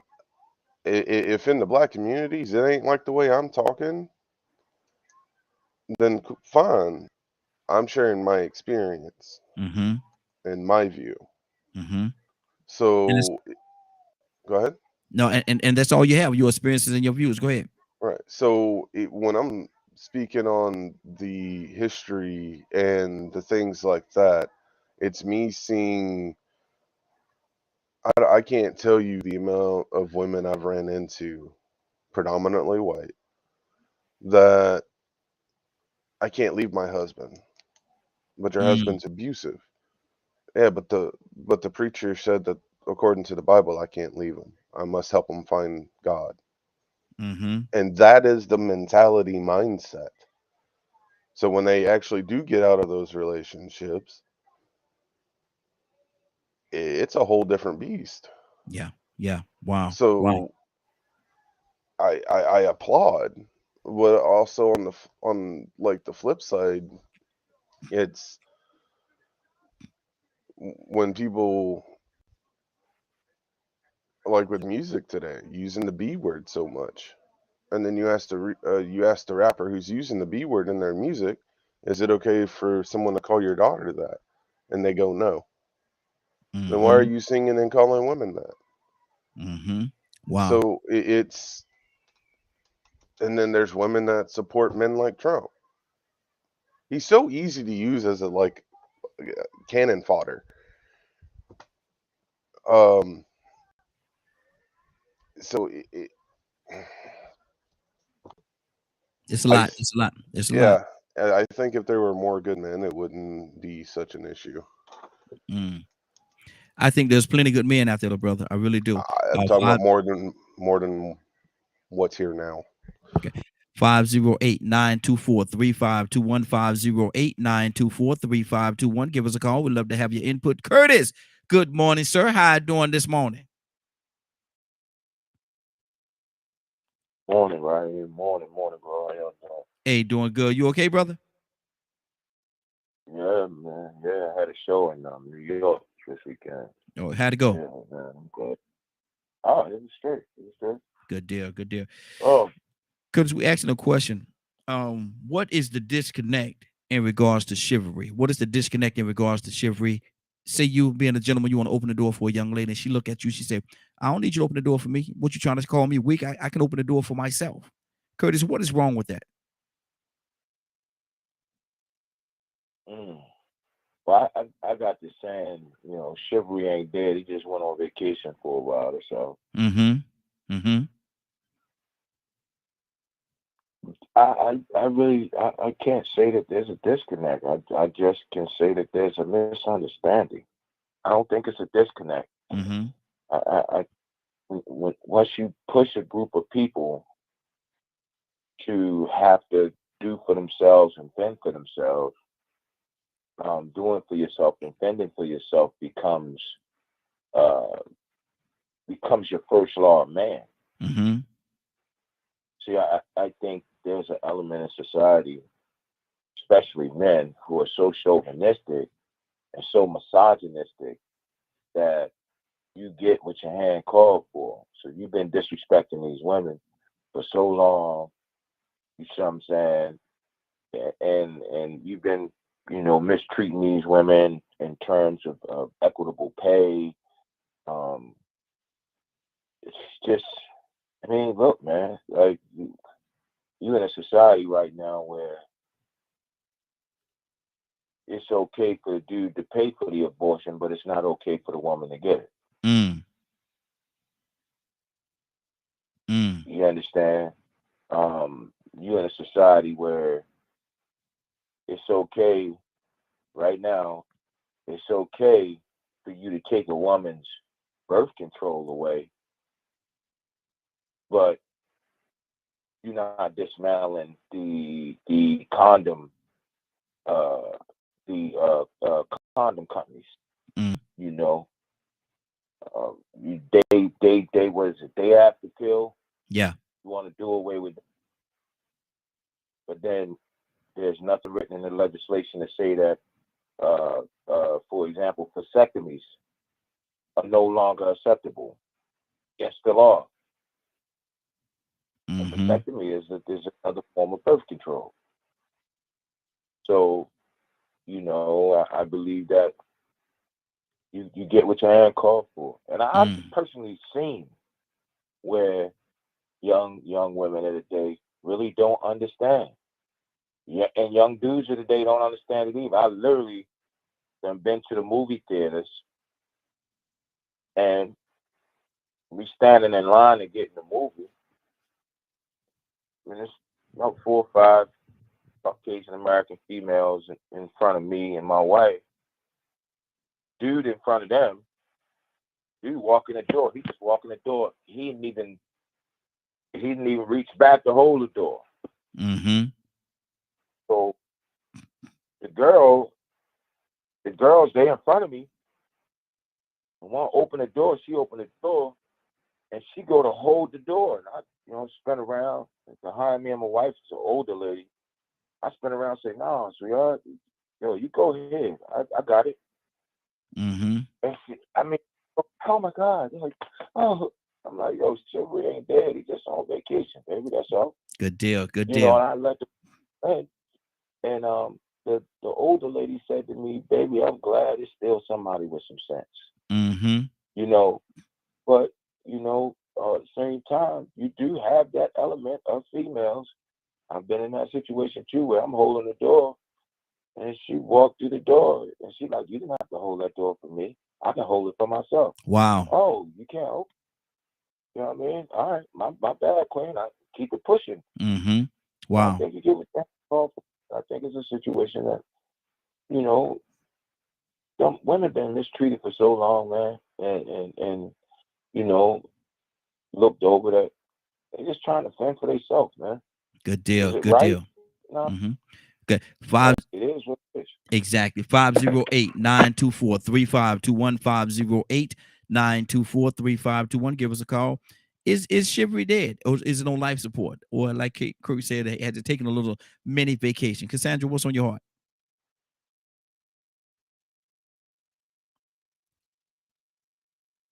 Cassandra? I'm here. Okay. You know what I'd like to see, and I mean we talk about this a lot. I don't want like my grandboys. My daughter and I had to teach them about chivalry. Mm-hmm. I don't like that. I would have liked to have seen a man in our life that could speak to my grand boys, because I have 4 grand boys, and teach them that, and not us as women have to do it. We really didn't have men around like that, and I think, and that's not a blame game. I just think we need more male presence in our lives, period, point blank. I don't care. We need more male presence. And God is my witness. I think that if there was more male presence, we would not have half of the conversations that we have. We would not have to have them. I'm sorry. I believe that with all my heart. Wow. And I don't mean, this is not a blame game. This is reality. Wow. This is reality. Wow. Rico, what's on your heart, brother? Cassandra telling the truth, but she ain't just talking about any man. She's talking about a respectable man. Because some of these people got men in their lives, Crips and Bloods and gang bangers and dope dealers, and they just want to be just like daddy. Wow. So she's talking about a respectable male. Because what I've experienced and what I've seen is there's, man, Navy, once again, look, me and Navy going to have to do a show, man. We're going to be the Rick James and Tina Marie. She the professional side, and I'm going to be the street side. Because she always stealing what I got to say. I'm going to hit on two things. The first one is mistrust, and the second one is non-exposure. What I realized in some of these interactions is that not only have young men not been exposed to what it takes to be a gentleman, but some women haven't been exposed to a gentleman either. Yeah. So what happens is, in my lifetime, I've been the one to open the door or walk to the passenger side of the car and open the door. She's like, well, what you doing? What you doing? I'm like, she don't know what I'm doing? What you doing? What you doing? You going laughing. What you walking over here for? Oh, I'm finna open your door. You finna open up. Oh, okay, thank you. Oh, what's this? Yeah, exactly. Oh, she ain't never been exposed to a gentleman before. So now I'm leading by example, and I'm exposing her to that. Now, after a while, they might not even see the purpose in that, because they done been brought up not only to fend for themselves, but not being exposed to that. So it ain't no big deal to them. After a while, they might say, oh, you ain't got to worry about that. Wow. You ain't got to open the door. And that's when you're like, well, wait a minute, you ain't going to let me be a gentleman? We say sometimes, when some of these women going to let men be men? Sometimes they won't let you be a gentleman, but it ain't because they don't like it. It's just because they ain't used to it, and they don't see the necessity in it. They don't see the reasoning behind it. But we understand it, that this is what a man's supposed to do. Maybe they don't have that understanding of what the roles are, because they've never been exposed to that. Yeah. So that's one reason. on both ends. But now, protection measures. First, and before I go into the mistrust, the other woman did a experiment one day with her phone camera. She put her phone in her back pocket and turned the camera around just to see how many people were going to look at what she was working with when she walked past. And oh my goodness, you wouldn't go not look, because it was women even looked. Mm-hmm. But one dude, an old man, he opened the door. Hey, come on, I got the door for you. Chivalry isn't dead. Mm-hmm. She walked over past him, and then she stopped and she said, chivalry is dead. He looked down at her, man, and he looked like he was 15 years old. You could read his lips. He said, ooh, wee. Yeah. He said she was working with it. That's why he wanted to open the door for her. He took advantage of the opportunity to look at her donk. Mm-hmm. So, you know, women, they sort of have this mistrust about men taking advantage of opportunities to be jealous. Okay, now, I know I've said this plenty of times before. 8 out of 10 women, I ain't got to say women I've dated, just women that I've met and had deep conversations with when you get to the point where they open up and talk to you. 8 out of 10, if not 7, 8 out of 10, every 10 women have been molested, raped, or taken advantage of by a man. Mm-hmm. Now, we have this thing called date rape. Well, most of the time when women go out on dates and they get raped, they trusted that dude at first. Maybe he was a gentleman. Mm-hmm. Maybe he came off like the perfect gentleman. Maybe she introduced him to the parents and he was upstanding. He told the dad, even told you, I like that young man. He plays football. You can tell he's well coached. He's behaved. He's a starter football team. I like him. He's respectful. But then all of a sudden he gets you off somewhere and tell you, look here now, this is what the deal is. You don't know where you're at. You're a long way from home. You ain't got no phone. You want to do something, you ready to walk. Man. You see, when women go through those experiences, then they build up a wall. They need to protect themselves from people, from wolves in sheep clothing. Mm-hmm. And so it's not really, I'm like Curtis, it might not be a disconnect, but there are times when people are rude like that. I don't need you to open my door for me.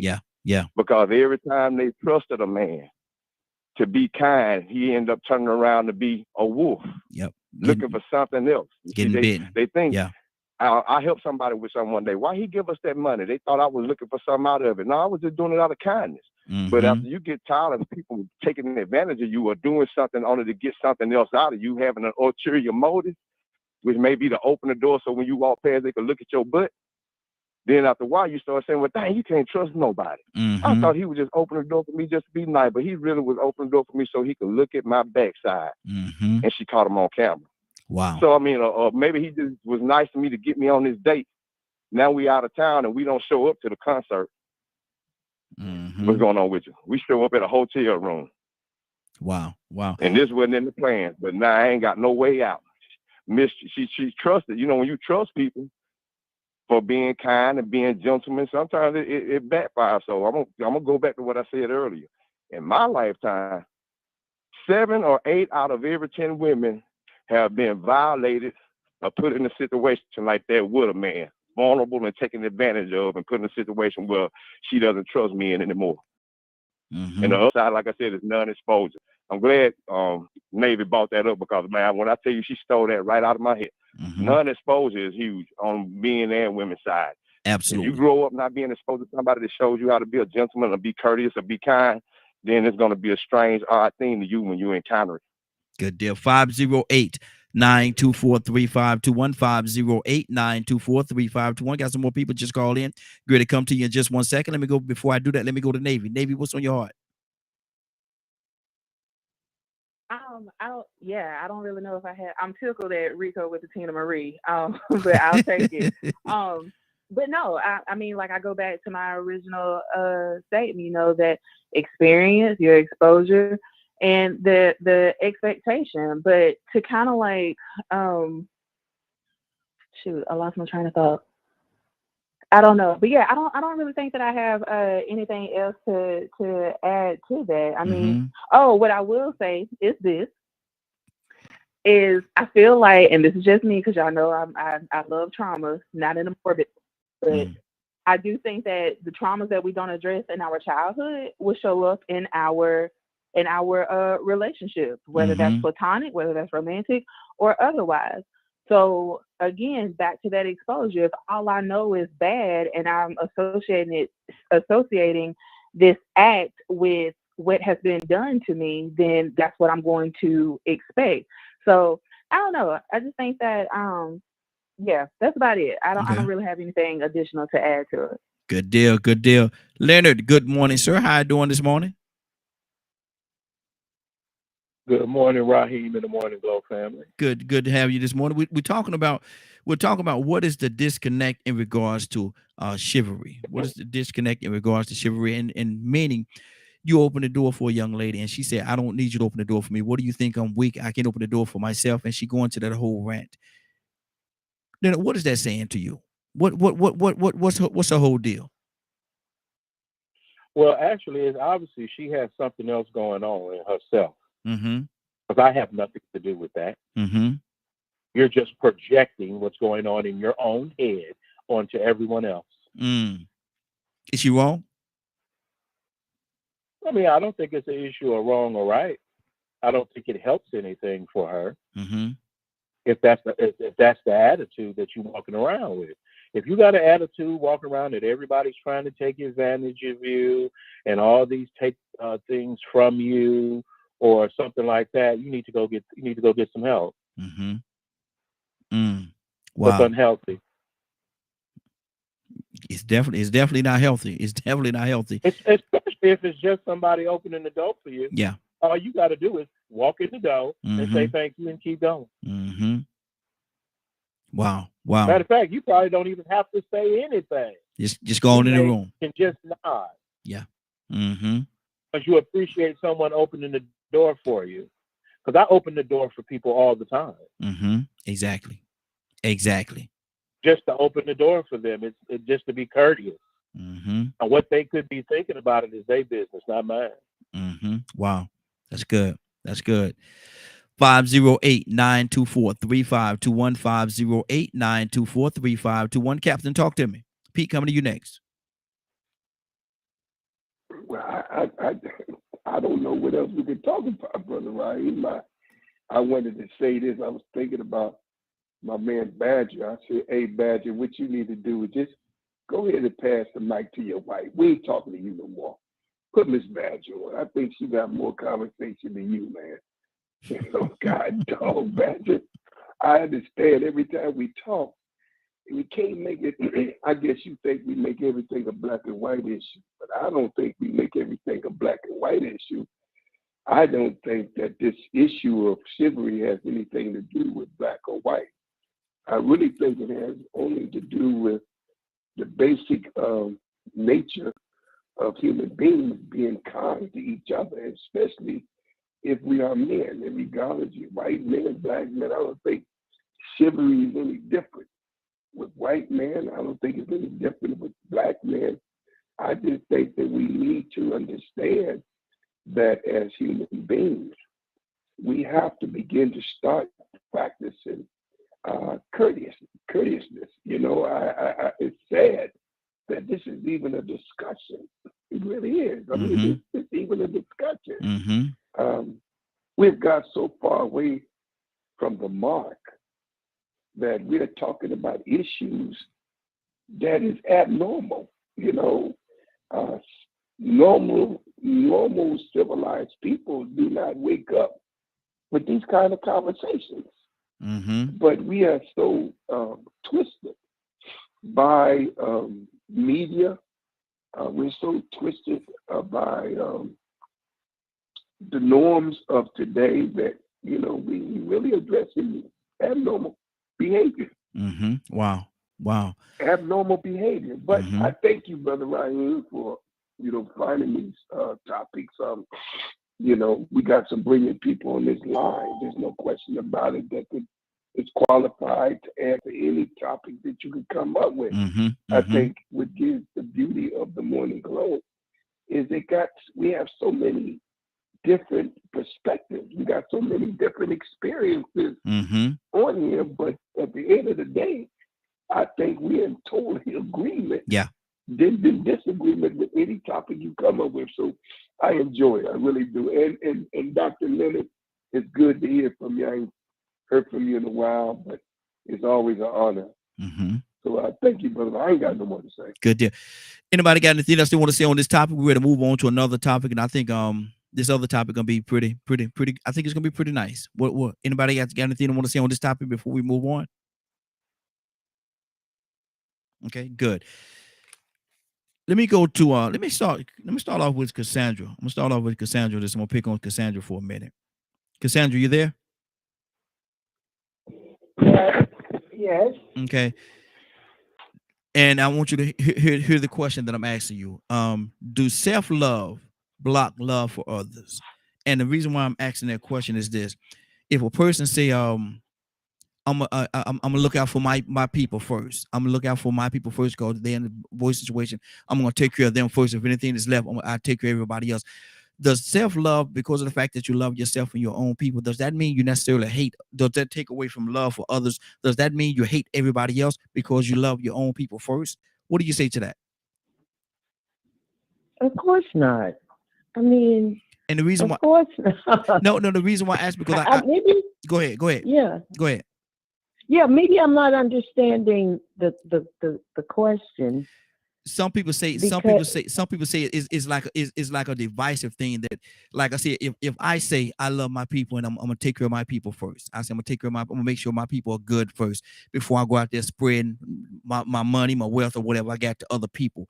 I say I need to do this. I need to elevate my people because my people are the ones that you look at as being in a certain situation. So I want to elevate them to a certain place.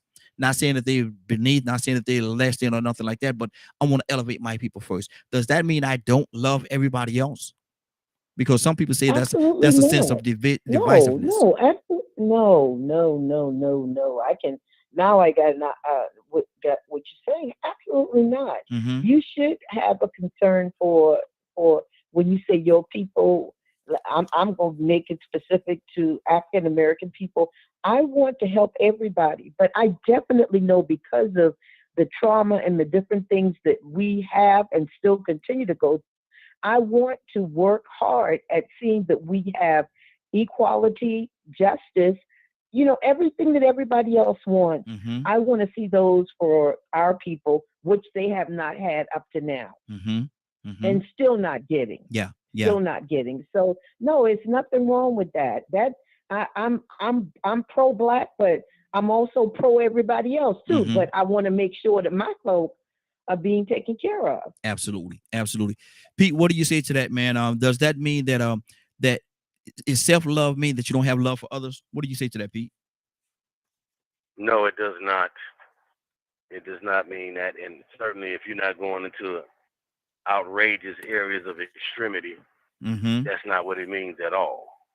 Doing mm-hmm. for self is understood by everybody without young people say what's understood don't have to be explained. Mm-hmm. Everybody got up this morning and went to bed last night doing the best that they can for themselves with the mindset and the heart condition to do what's best for those that are closest to them, that they interact with the most and care for the most. Mm-hmm. So that's just simply doing what's best for you and yours.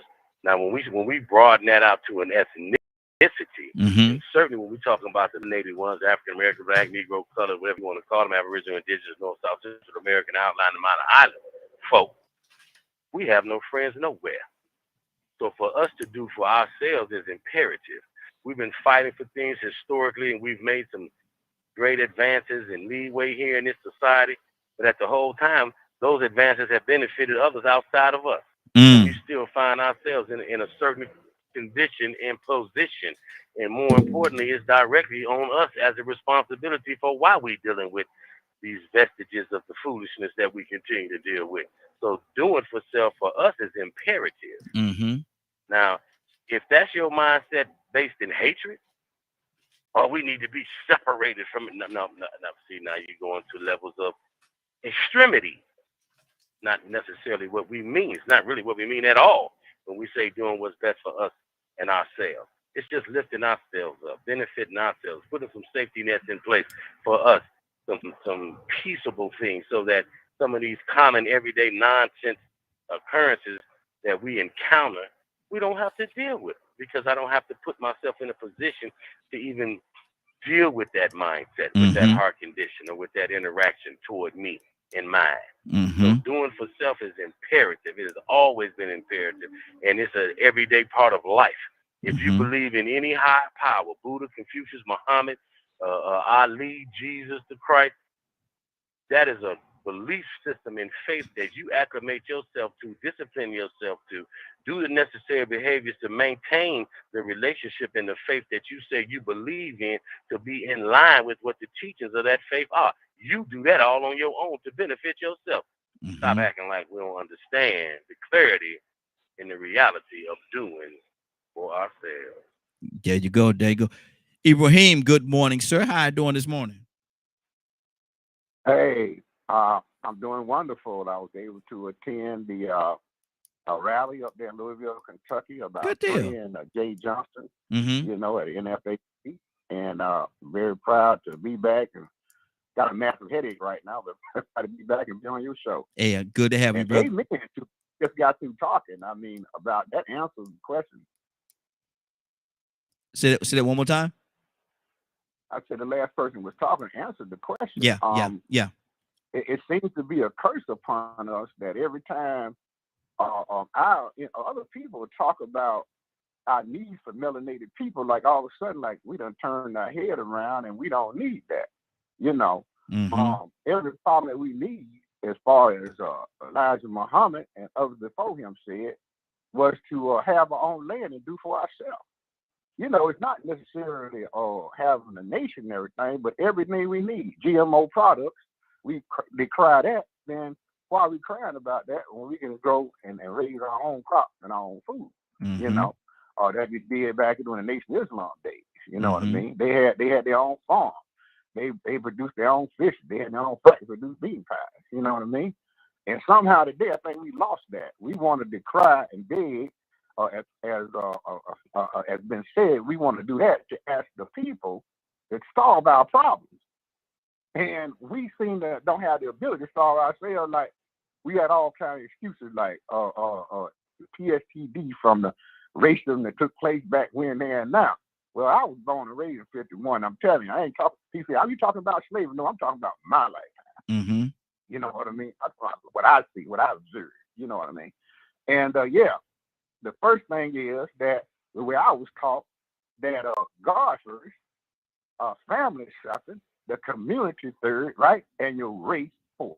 Because the only people gonna think about you as said by oh God, I don't know why I forget his name right now. I'm kind of waking up, had my first cup of coffee. But the thing is that it is incredibly stupid that somebody would depend upon another race, you know, to take care and solve their problems. Right? When their problem is really about your race. And when you saw what's good for black people in this country, what we solve our problem is good for the country, is good for the world. You know, black people can sit up at the table and say, no, we don't want to have this war. We don't want Vietnam. We don't want to support Ukraine. We don't want to do these other things, right? Like Martin Luther King did. That brought a determination of the death. We said a no against the Vietnam. Why we kill these innocent people over there, millions of people over there in Iraq, Iran, Afghanistan? And we decry because we're over there still killing them. And then if black people sat at the table, man, kind of maybe we'll think about it. Say, I don't need to send people over there to be killed, to kill people that had nothing to do with anything. Exactly. You know, and so we got the bad guy, and we went over there and put all their people in line, billions of dollars, and still put billions of dollars over there. And we want to talk about Biden throwing away money because he's spending on American people. We don't say nothing about when he's throwing billions of dollars over there to Ukraine to get in the battle that we need to not probably be in. Good deal. And the consequences of anything, whether it's good or bad, is consequence that all the stuff because we co-sign that. Okay. When they do Gotta something, move it on. they do something in American name, our name. Oh, so yeah, good deal. Gotta keep it moving, brother. We should put our shit on the market to be done right by and to recover any ills that have been done by doing it for ourselves. Good deal. Kurt, talk to me, brother. What do you say to that? What do you say to this question, brother? Is self-love, does it block love for others? If we say we want to do for our own first, does that mean we don't care, we don't love everybody else? Curtis, what exactly does that say to you? Kurt, you there? Okay. We'll come back to Kurt. We may have lost Kurt there for a second. Hopefully, we'll get him back in a little bit. He's actually All right. okay. There you go. There you go. We couldn't hear you, brother. Talk to me. Well, what is it that you need me to talk about, man? Your question, brother. It's the radio. Conversation. Words, brother. Words. Come on. Come on. I heard what the brother was saying. Mm-hmm. And no, actually, the question: Do self-love? If you say what Kurt say, I love my people. I'm gonna take care of my people first. I'm gonna make sure that they taken care of before I go take what I have and put it in other communities. I'm gonna take care of my people first. Does that mean if you want to take care of your people first, does that mean you don't love everybody else? Self-love. Does that mean you don't love everybody else, Kurt? That's the question right there. No, and you know what's crazy? Mm-hmm. The fact that we got to have this conversation. Mm-hmm. The fact that we have to question if that's acceptable or not as a people states the hypocrisy in the masses. Mm-hmm.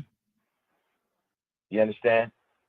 The fact that the minute we talk about or we begin to practice that level of self-love is the very same minute that the system demonizes us for it. Come on. Come on. Come on. And hearing everything that my elderly statesman just said, I can agree only to disagree. Mm-hmm. Hearing what he said is pretty much on point. My biggest problem with our modern day American society is the society as a whole consistently pushes one to blame or put the responsibility on an individual and not truly hold to account the system as a whole. Mm-hmm. You want us to believe that America is the greatest planet, the greatest country on the planet. Well, for who was it great? Or for who is it great? Mm-hmm. For who is it that benefits the most off of this American system that we have? Is it the system itself that is actually benefiting, or is it the people? Because I can't see a benefit when you got a bunch of Caucasian American brothers and sisters walking around here screaming hate rhetoric and all this foolishness about their very own brothers and sisters. At the end of the day, let's just tell an inconvenient truth here. Everybody on this planet is black. Let's just keep it real, man. There's many shades of being dark, but everybody on this planet comes from an African descent. Mm-hmm. So we're all brothers and sisters. Mm-hmm. 30 seconds. I think sometimes when we talk about holding the system accountable, the system kicks in its measures to take our eyes off of the system and put our eyes on the intricate parts that the system is manipulating, meaning the people. Mm-hmm. Mm-hmm. Wow. Let's keep this. So you heard, I'll just explain right here. Mm-hmm. I never forget this. They're coming to take your jobs. They're coming to rape your women. They're coming while all at the same time, the system was taking your jobs. Mm-hmm. The system was psychologically raping your women. Okay, good deal. You Good. got a woman 90 hours a week, and yet you can't see her overtime is still giving her the amount of money that she would have made had she worked 40 hours. You raping her, man. Wow. Stay right there, Curtis. We got to keep the steam moving. Stay right there. We're gonna go on this order here. We're gonna go Rico, Leonard, and then Captain. Rico, what's on your heart, brother? Yeah, this is gonna be short, man. I mean, that's just, you know, the way society is built. You know, they got the system of classification that they came up with, and you know, now we are in group identity politics and group identity communities. I mean, it's all about groups. So every group has done what they need to do. Irish, Chinese, Japanese, Indian. You know, they look out for each other. The so-called Jews. Why is it, Rico? People, why is it? And you're absolutely right when you say that. But why is it when we say we're gonna come together and do something is vilified? Well, that's the point. You know, is that to me, that's automatically a fear thing. You know, I mean, when you see that it's being vilified, that automatically tells you they don't want y'all to do that. Then you have to ask yourself, why? What logical sense on this green earth? Now, they could bring up all kind of other reasons. You know, we get polarized and start listening to propaganda and start talking about all the brain size and this and that.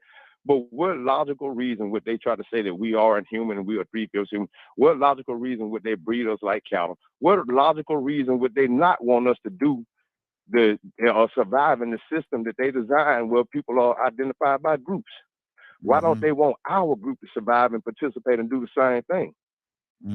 Why would we target it for chattel slavery? You know, I saw a story about a guy named John Penny, I think, over in Great Britain. He was a slave, aka indentured servant, working in cane fields. And as he worked in the cane fields, he started noticing that they had Indians that were slaves, aka indentured servants, and black people. And he noticed that these black people was outworking everybody. They just kept coming up with different techniques and doing things that made them better. They got the better product out. So he got his sister to buy him out of slavery. Then he went and bought his own cane fields and he started slavery himself. And he decided he was going to get all black people because he knew he would get the best work out of them. But he was different. He believed in paying them fairly and making them happy so he could get the best work out of them. He treated them right. He didn't do all this stuff that they did over here. But at the same time, he understood that, you know, these group of people were the best workers. Now, he got accepted later on into the white community. All these different people got accepted into the white community. You have to ask yourself, well, how did that happen? What was the purpose in that? What was the advantage of it? And what's the advantage of making sure we don't, or not even say we don't, but being against us doing those same things? And it really comes down to what Dr. Frances Cress Welsing, what she said. You know, you have to go read the ISIS papers and the keys to the colors. Start understanding control of resources and domination and power. And if you are a resilient people that can overcome obstacles that the average person as a group can, and somebody has identified this in the people with this deep melanin in them, then you start understanding that it may be deeper than what you think. It might not just be the fact that they want to play the mind game. Oh, y'all being racist. Y'all just trying to keep it to yourself. But it might be the fact that they just trying to keep us from getting in control or make sure that they can retain control because they're trying to, what did she say, Frances Cress Welsing? They're trying to make sure they don't go extinct. Now, that might be a little extreme for some people to think. But, you know, when you think about extreme racism and the extreme things that people do to make sure we don't unite as a group, there has to be some truth to that. The fact that they don't want to be wiped out, removed, or replaced as the dominant species. Wow. Genetic annihilation. Leonard? Yes, sir. Talk to me, sir. What's on your heart? Because Leonard love black people who want to help black people out, you know, his community out. Does that mean he hate everybody else? No. No, not at all. Mm-hmm. And, you know, like I said before, some people have certain perceptions that make them behave a certain way. Mm-hmm. So, you know, you can't sit here and like pick sides or what have you. Like I say, I don't have no romantic connection to being black. Mm-hmm. I am black. Mm-hmm. It's not that big of a deal to me. But obviously it's a big deal to somebody else. I don't fight you because I'm black. I fight you because you're wrong. So if white folks can leave race alone, I definitely can leave it alone. Mm-hmm. You understand what I'm saying? I have not allowed racism to permeate who I am. Mm-hmm. Okay. Do you understand that? Yes, I do. Absolutely. Racism is somebody else's construct. Mm-hmm. I don't have a problem with being black, never had a problem with being black, never had a problem working with black people or anything like that. But you know what? I run into black people who do have this problem. Why do you think that is? Because of their perspective. If your perspective of your being only relates to what white people said, God help you. I am praying for you continually. Because I hate the fact that you think like that for yourself. So when I meet other people who are black, who believe a certain way that's unhealthy for them, I try to help them. I don't sit there with them and join in on their pity party. Why would I sit around thinking less of myself because of what somebody white said? That doesn't occur to me, but I know some people do have this problem. Mm-hmm. And how do you deal with them? Well, basically because I deal with the truth most likely, most of the time. I am not usually what someone else would say. You know, I'm a person. I'm a human being. That's what the fight was about in the first place. Okay. It didn't have, you know, a lot of people get involved for selfish reasons. Some people are just simply uneducated. And other people, for some reason, are just think less of themselves. I just want you to recognize that you're a human being. And you're just as good as everyone else. I like Brother Ibrahim, I believe that was him earlier today, where race issues were on his list. Why you gonna sit around and worry about being black? 508-924-3521, 508-924-3521. Give us a call. We'd love to have your input. Good morning, Mama. My mama watching this morning. Let's go. We're gonna go to Cap. Then we got Willa. We're gonna go to Cap first. Cap, what's on your heart? Well, you know, I have your T-shirt coming. Yes, sir. You know, I produced a T-shirt that says "Loving Black Self Matter." Now, some people would wonder why I have to make a T-shirt that says "Loving Black Self Matter." You know, Kanye had a shirt on that said "Black White Lives Matter." We have pushed "Black Lives Matter." So I put "Loving Black Self Matter." Now let me say this.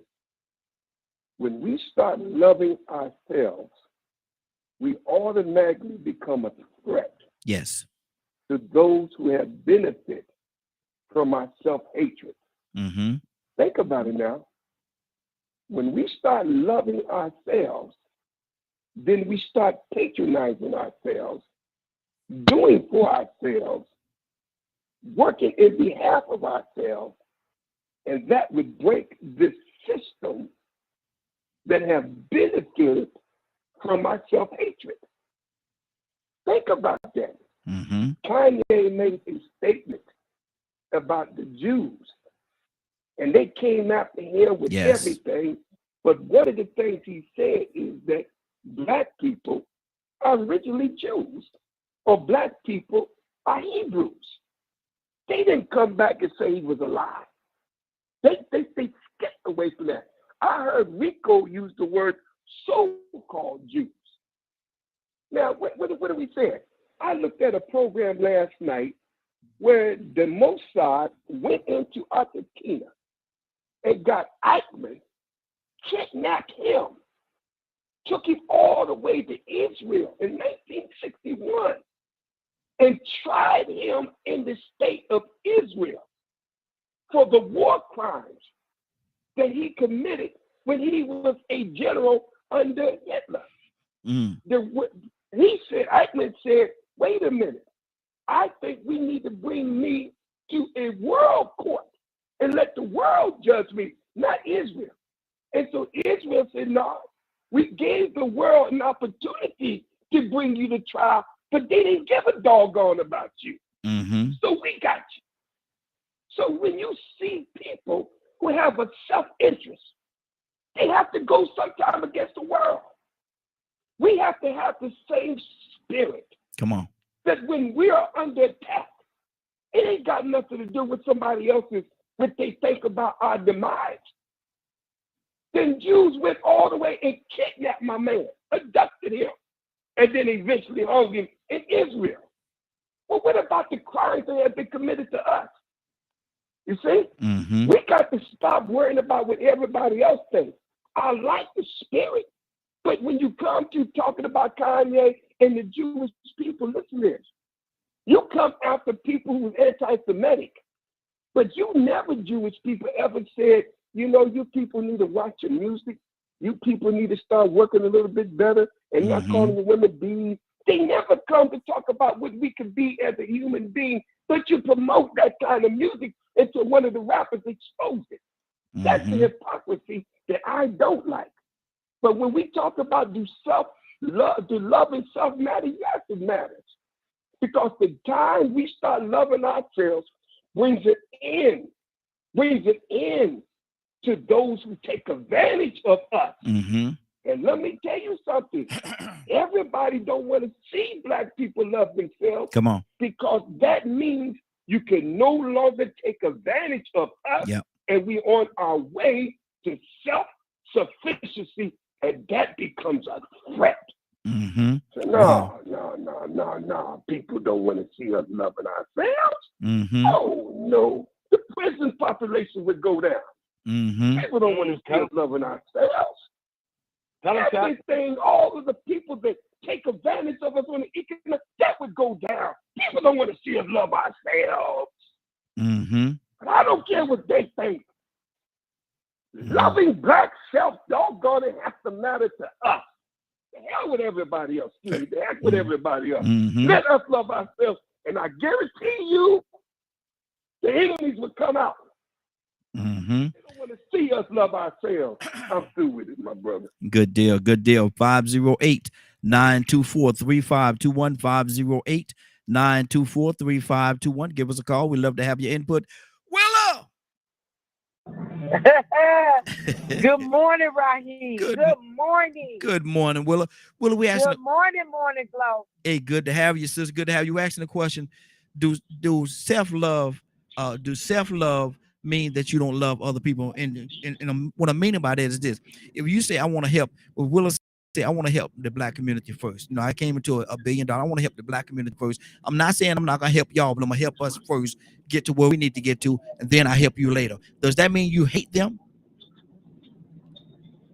No, Raheem. That doesn't mean that we hate them or hate anybody. Yeah. It means that we place, when you love somebody and something, it doesn't matter actually what color you are, but you're helping those that are in need. See, we get that mixed up when we help. See, I'm not helping you because you're black. I'm helping you because you need.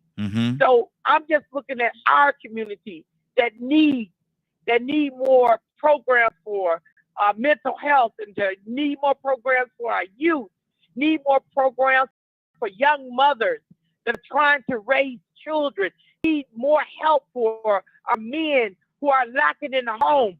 So that's why I would say if I would help anybody, It will be my culture Mm-hmm. because those are the things that I feel that we're missing. Not that we don't feel the love for one another, Mm-hmm. but we just feel the help from one another. And that's what's on my heart right now. Good deal. Good deal. Cassandra, then I'm going to Pete. Cassandra, what's on your heart? I can't really add anything because what has been said, covers, how I feel about it. We have to love ourselves, in order to help bring us just not even. I think if we all started really loving ourselves, when I say ourselves, our community, Mm-hmm. we would flourish in every area Yes. of life. In Mm-hmm. every area of life. Mm-hmm. But until we do that, we're going to continue to either be oppressed or suppressed by our own behavior as well as by the behavior of others. Mm-hmm. Wow. Let's go to Pete, then we're going to Ibrahim. Pete, what's on your heart, brother? Talk to me. Well, we're rolling with it. It comes down to domination. Mm-hmm. And at this point, it's accepted. So you have to figure out how long do you want to accept being dominated by forces outside of yourself collectively. Mm-hmm. Time up for that. Mm-hmm. Self-determination, establishing your own principles, your own community codes of conduct. That's on us to do that. To stress the importance of the man, woman, and child concept and family, education, and then the necessity of exercising your intellectual properties and maximizing your physical abilities. That's on us to do that. Creating situations where we can maximize the care of us regarding our health. That's on us to do that, right? Mm-hmm. Having situations to secure and maximize and benefit financially, putting those structures in place, that education in place. And it doesn't just exist with us singularly, but us singularly involving ourselves in the whole of the financial aspect and how we can benefit from it. But it's moving as a group. Again, we have to understand in America, America is a corporation. It's a government republic, but also has a corporation structure. When you engage the corporation, that's a group process. When you engage economics, right? Commerce, that's a group effort, right? And then when we talk about we should do cooperative economics with each other and do capitalism with everybody else. But again, that's a group effort. So us loving ourselves, valuing ourselves, doing for ourselves means all of the non-owned businesses in our community are gone. The mom and pop staples come back to being folk that look like us. So now we're turning that dollar back around again. We're enforcing our tax paying with the benefits of our educational structure. It has to be maximized to its ultimate potential so that our constituents, children, young people, those that are students seeking higher education and benefits through education, the facilities are there and the means are there for that to be maximized to its full potential regarding us. But that's on us to do it. And it would definitely take us working together, and it would definitely take us loving ourselves. See, putting your position first doesn't mean you're adverse to anybody else. Yeah. It just means that you understand the value of yourself and your positioning and what you should have, your say-so, your benefits, your purpose, your value, your intent, your goals, your desires, your right as a flesh and blood sentient being here on planet Earth. Nothing wrong with that. It's not adverse to anybody. But the adversity comes from us having been historically in a position and others benefiting from us being in that position, a whole society that prefers to keep us collectively in a position so that the greater continues to benefit off of your lesser. That's over with. Wow. That's over with. And this is a peaceful, calm mindset, but at the same time, never take violence off the table. Because as you endeavor to advance in your own advancement, creation, and positioning and power, any form of anything that thinks it has the right to come and assault that, your right to be self-determined, it is your duty as a living being to immediately address that. And if it must be aggressive, be more aggressive and be completely destructive and have nothing but death on your mind. And it's not about you sacrificing your life for what you believe in. It's absolutely about you taking lives and standing on what you believe in with no apologies. no explanation, no reasoning, because it is your right as a flesh and blood sentient being on planet Earth. Up, you mighty race, accomplish all you will. The question is, what are you willing to accomplish? Good deal. Good deal. We're gonna go Ibrahim, Kurt, and then Rico. Ibrahim, Kurt, then Rico. Ibrahim, what's on your heart? 3 minutes. Well, hey, he just that's what I was talking about, Marcus Garvey. that had learned from Booker T. Washington about necessity for a group of people to do for themselves. He's the one that did that quote. I try to paraphrase that. That we can do anything that anybody else can do. We got the same eyes, same accoutrements that anybody other race have, and a race that depends upon another race is against the laws of mankind. It's very important that one thing that I saw that got me back into the movement, I started seeing people was talking one way and produced something else. But I met a gentleman that was wanting to rescue black people after Katrina.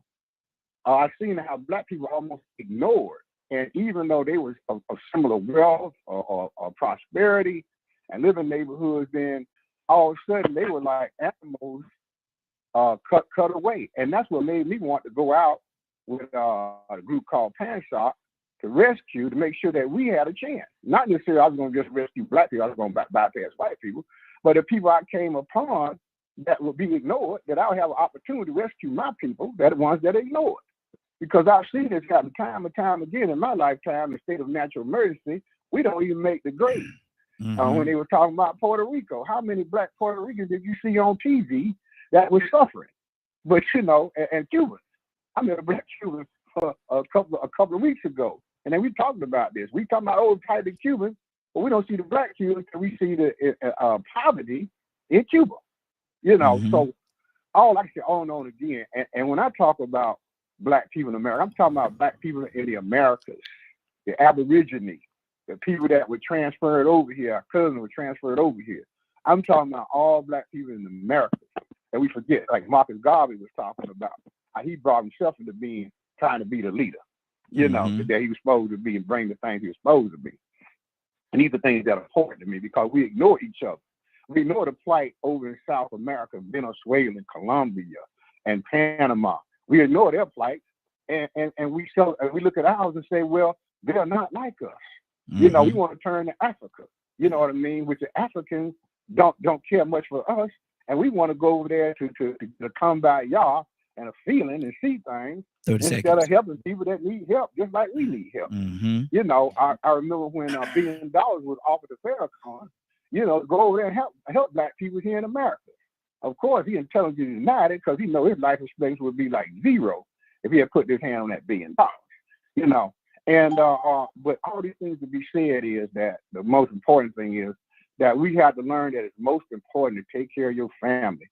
And like one brother said, if we love ourselves, we care for ourselves, we wouldn't be killing ourselves as much. We wouldn't be in jail like we wouldn't be putting our people in jail for literally nothing. We wouldn't have the attitude that we're a criminal. And every time we go in a rally now, it seems that we are the violent ones. And even though violence is perpetrated upon us, our own people will accuse us and point out things and say they are the violent ones. Wow. They'll say Black Lives Matter are the violent ones. Black Lives Matter is this, right? You know what I mean? So why about all lives? I heard a black man saying, well, all lives matter. All lives do matter, but we want to bring attention on the people who ignore it. Black people. Good deal. Good deal. Good day. We got to keep it moving, brother. Love your passion, brother. Love your passion. We got to keep this thing going. We're going to go in this order. We're going to go Kurt, Rico, Paul, and then we got Joseph with us. So, Kurt, what's on your heart, brother? 3 minutes.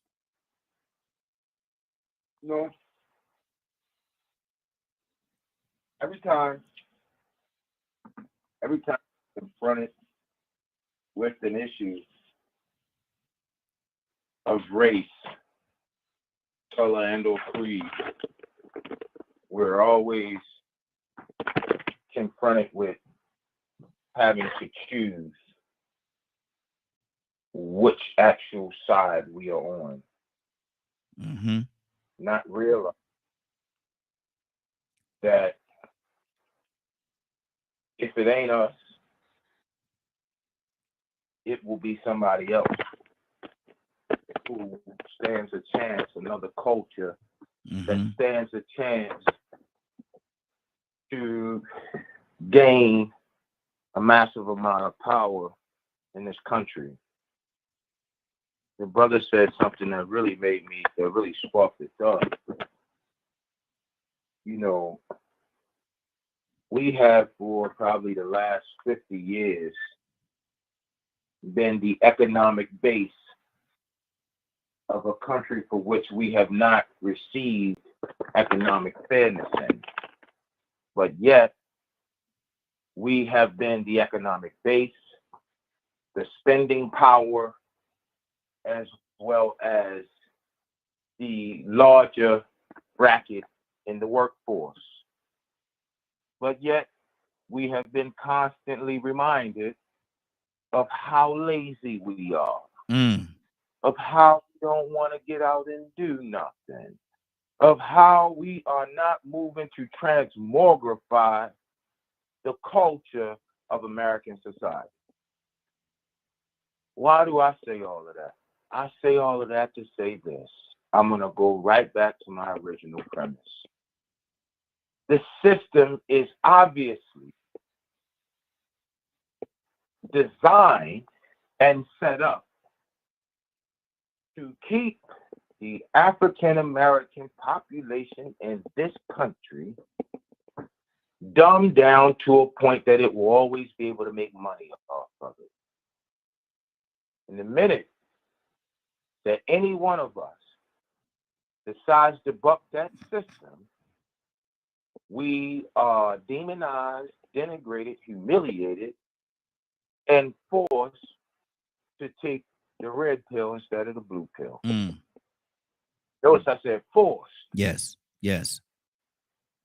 30 seconds. I get it, man. I get it. I get it. And people should be frustrated. They really should be. And people should be scared. Because, see, the minute these black folks realistically shift to everybody else, I want to say, is it going to be you next? Because our shift is coming. That's guaranteed. God has guaranteed that. I'm going to land my plane right there, brother. Good deal. Let me go. Rico, talk to me. Rico, Paul, and then Joseph. Rico, 3 minutes. Well, another reason I feel like, we are vilified when we do that is because if we actually were to start, I would say, maneuvering like the Amish, like the Jewish community, we actually pool our money together and invest it in us. Yeah, we would contribute to the whole economic picture of America. But some people gonna lose. Some people gonna lose big. Imagine if we really kept control of hip hop and didn't let it slip through our fingers the way it did. Imagine if Dr. Dre didn't have to go to David Geffen or Jimmy Iovine to make hip hop what it was. See, we praise 50 Cent and we praise Jay-Z and Diddy and Dr. Dre. They gonna be the first rapper billionaires. But it's some Jew out there, so-called Jew, making more money off of Jay-Z name than Jay-Z making. Ain't that something? And if we wake up and start investing in ourselves and stop participating in things that make them profit from us, then somebody gonna crash. They gonna lose their will. So they might kill you if you get out of line. They'll do it in a heartbeat. And whether we realize it or not, America is what it is off our backs. And look where we are. Greatest country on the planet, so they say. Economic power, superpower, built by America off the backs of slavery. Fastest millionaires, richest people at the quickest pace in the history of mankind through cotton and cane, sugar cane. All that free labor, man, people got rich so fast. The South took off. I mean, so they had what you call that new money. Yeah. That new money jumped in and got into that aristocrat business, controlling resources and manipulating people. But how they make their money off of our backs? So imagine how much of a loss that would be if we woke up. Somebody mentioned that prison system, man. Y'all know who run the commissary in the prison system and the the phone call system in the prison system? The Bushes and the Clintons, the commissary, the phone. And guess how much it costs for you to talk for a minute if you call from prison or jail? If you ain't got a cell phone, and that's probably gonna cost you too if you want that. Now you get laptops and stuff and TVs in prison. But for some of those that don't allow that, if you still making collect phone calls, you paying about $15 a minute. Good Lord. Woo! Somebody getting paid. 30 seconds. But guess who the majority of people in prisons are? So I mean, you know, it's a system that's in place that has been very profitable, and America wouldn't be what it was and who it is without that system being in place. And for it to be in place and be what it was, we had to be in a certain situation. Now they did the Willie Lynch, gave us a few crumbs to make us feel like we can fit in, but it's still something that we have to always remember. They're gonna keep moving the ball. You know what I'm saying? We can't make it in this system, but we got to understand that there's another system in place that doesn't want us to make it. And the minute we start denying that exists and blaming ourselves for not making it all the time, not realizing that somebody might kick the chair off from under you. Wow. You're trying to make it all because you still got to remember that it wasn't meant for you to make it. It's meant for somebody else to make money off of you. And if we ain't making money off of what you're doing, we're going to find a way to take it from you. Absolutely. Sad but truth. Gonna keep this thing going, Paul. Then we're gonna go to Joseph. Paul, what's on your heart? Good morning. How you doing this morning? Good morning. The original question was, is it wrong to favor your own race or something like that? Yeah. How did you word that? Do self-love block love for others? Okay, yeah, it's self-love. Okay, so you're using the term self-love to talk about if you have love for your own group above other groups. Yes. And like if you want to help you want to help your group first before you help other people. Go ahead. Yeah. Well, first of all, there is no such thing as white people and there's no such thing as black people. You know, this is man-made classification system. We all come from the same place. We're all descendants of Africa. White people, quote unquote, white people have only existed for a few thousand years as a natural adaptation to the low level of sunlight in the, higher latitude. So we need to get that. That's what I think that's the key in my mind. That's the key concept, because we need people to reject race and realize that we're just all human beings. And I feel like a lot of people classified as black identify with black to their detriment, and I understand why. Black people do that because you have been racialized the same way brown people have been racialized, and you have to fight back against that, and that takes action, government action and individual action and so forth.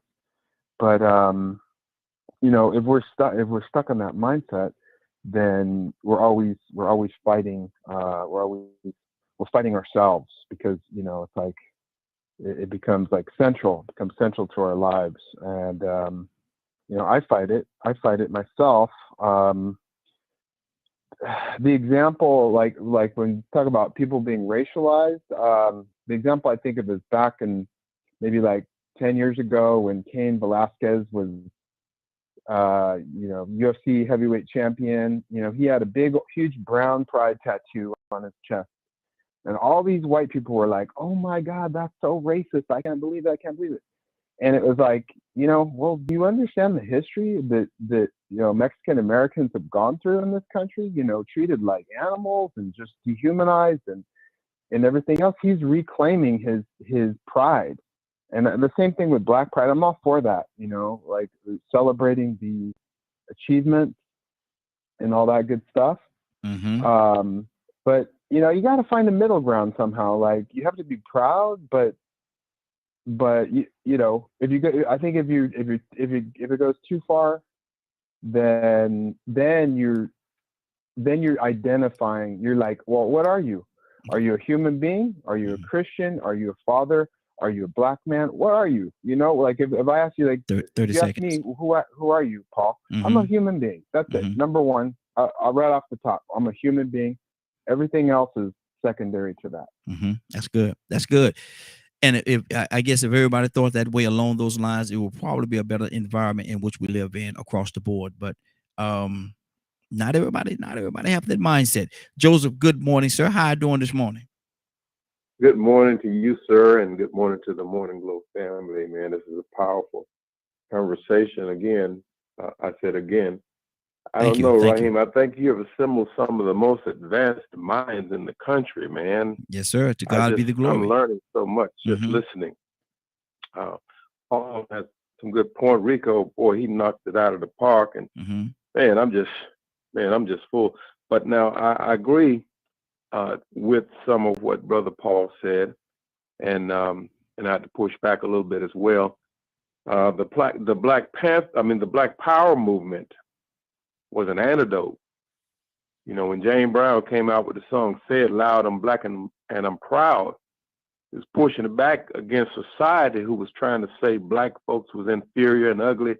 We weren't so ugly, because otherwise people wouldn't be laying out on the beach trying to get our color. So, you know, that's a lie, but, you know, black is beautiful, you know, but white is beautiful too. I mean, you know, if I was white, I would certainly want to feel that way, because I'm not going to, you know, accept no inferiority complex imposed on me. I don't think no human being is going to do that. But now, when we consider, as Brother Paul said, how we've been racialized, you have to fight that battle. That's a battle that was imposed on you. You didn't invite it. You were born in it. So you have to fight that battle. You know, when white people decided to go colonize Asian and African people, they did so under the myth that somehow those people were inferior to white people. All right. I look at Samora Machel of Mozambique, revolutionary that led his country to independence against the Portuguese. And as you know, he was assassinated. He was murdered, probably by South Africa and the United States. And, you know, Mandela took his widow to be his wife before he passed. But one of the things Samora Machel was saying to his people, he said, "A luta continua," the struggle continues. He used Portuguese language. Then he said, I'm not going to speak in the oppressor's language. He spoke in his own dialect, because you have to assert yourself. You have to assert your humanity. And that's what he did. And he told his people, the struggle continues, but against what? Against ignorance, against tribalism, against greed. See, we're in a struggle. And ignorance is dangerous. Ignorance lends itself to be used. Even here in America, African Americans who don't see other black folks in the diaspora as the descendants of slavery are just as we are. And they are waging the same struggle wherever they are, whether they're in Cuba, Puerto Rico, or South America. We're all engaged in that racialized struggle. But now look, 30 seconds. It doesn't mean that that's who we are. Who they say we are is not who we are. So we have to peel back those layers and shine like the morning sun, because that's who we really are. Thank you, sir. Yes, sir. Yes, sir. Willa, Cassandra, Pete, and Leonard. Willa, what's on your heart? Well, I've been listening, Raheem, and like I think that's Joseph that just said. I mean, I'm learning a lot as well. But you know, anytime you give, period, Raheem, it should always be given out of your heart. Out of your heart. You know, because when you give out your heart, then there's a certain way you feel about yourself when you give from your heart. It's not about boasting. It's not, you know, and you know what I like the most, Raheem, that when I can give, even when I don't even have, that makes me, because you're genuine as a person, as a people. It makes you genuine, you know, and those are the kind of people that you would want to, like Paul said, Yeah. Just like Paul said, you will want to be around no matter what color you are, because you know your next door neighbor, heat is off, or gas is off, the young lady, she's struggling. Why would you allow that to happen knowing that you're able to help her? That's just an example of what I'm saying when I say as a people that you comes from your heart. Yeah. And that's what's on my heart. The Bible says that he loves a cheerful giver. Yeah. See, we need to get away with counting 10% or 15 or 5%. We need to get into the realization that God is looking for genuine. I'm giving because I'm a generous giver. You need things like for your show, Raheem. It's not nothing that is given for free. It's a cost. And we should all be genuine enough to say, you know what? We're giving towards the cost freely, not because you asked for it, but because we know it's a part of the need of what represents the morning glow of getting it through where we need to get it through.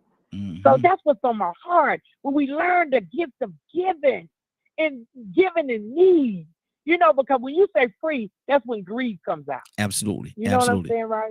And that's what's on my heart. Well, I'm going to go ahead on and put it out there. My Cash App is $DKM Radio. $DKM Radio. If y'all want to give something, I'm not going to tell you to give. I'm not going to tell you not to give. But it's my Cash App is $DKM Radio. That's what it is. So that's let that pierce your heart. Cassandra, what's on your heart? Yeah, I think Willa pretty much said, what would be on my heart concerning that. So I'm grateful for the conversation today, and praise God. I think it was I know I learned some stuff, and it's just a blessing to be able to hear the perspectives and opinions of everyone on this line. Absolutely. To God be the glory. Definitely to God be the glory. Brother Pete, talk to me, brother. What's on your heart? Pete, you there? I'm sorry, I was away from a little touch. We said mostly the whole gamut. It's not about any disdain for anything outside of yourself. If it goes to that, where did that misconception come from, Pete? What did the misconception of people thinking that come from? Sometimes it's just, the response to a mentality, or from a mentality, or from actions, occurrences that create a form in somebody's mind, a perspective, and then they go forward with it. If you have a negative occurrence with one person, even two, it's not the whole. So we have to understand that's just relative to those individuals. But doing for self is simply that, just doing what's best for self. Absolutely. It's not, it doesn't go outside of that to because I don't like you, because of what you did, because of this. That has nothing to do with it. It's simply about you as a being doing what's best for you. Yes. And at the same time, as you're doing what's best for you, that doesn't restrict you from your humanity and showing compassion, concern, courtesy, respect to everybody else. Certainly, if that's what you want for yourself, as a part of doing for yourself, I would think that you would project that out to everyone else. It's a standard that you expect. So it should be something that you expound and expose from your behavior, certainly if you desire it to be extended to you from others. But doing for self is simply that, just doing what's best for yourself. Absolutely. And then, of course, it will extend to those closer to you. That's all. When it goes to the point of not liking somebody else, you're focusing or basing it off of competition with something outside of yourself, you off track. You done lost the whole point. Absolutely, absolutely. And I want to say this, man. A couple of people actually sent something, man, to the Cash App, and I want to thank you know who you are. I don't know if you want me to acknowledge who you are or put your names out there, but a couple of people actually sent something in to $DKM Radio. So I definitely appreciate it. Thank you very much that you took the time and you did that. Means a lot to me. It really does. Thank you for doing that. We say we're gonna go to we got an order. We're gonna go to Leonard. Then we're gonna go to Captain, and we got somebody else just called in a second ago. So let's go to Leonard. Leonard, what's on your heart, sir? Excuse me. Now I've been listening, like you say, a lot of people have said, but I want to make a couple comments based on good people. Miss Cassandra, she good people. Yes. No Yes. matter how she can be as mad as about something or somebody, but you know what? She's still a good person. She's still gonna help you. Mm-hmm. Miss Willer, Mm-hmm. you can hear it in their voice. Yeah. Because that's what they do, and that's what they dedicate their lives to.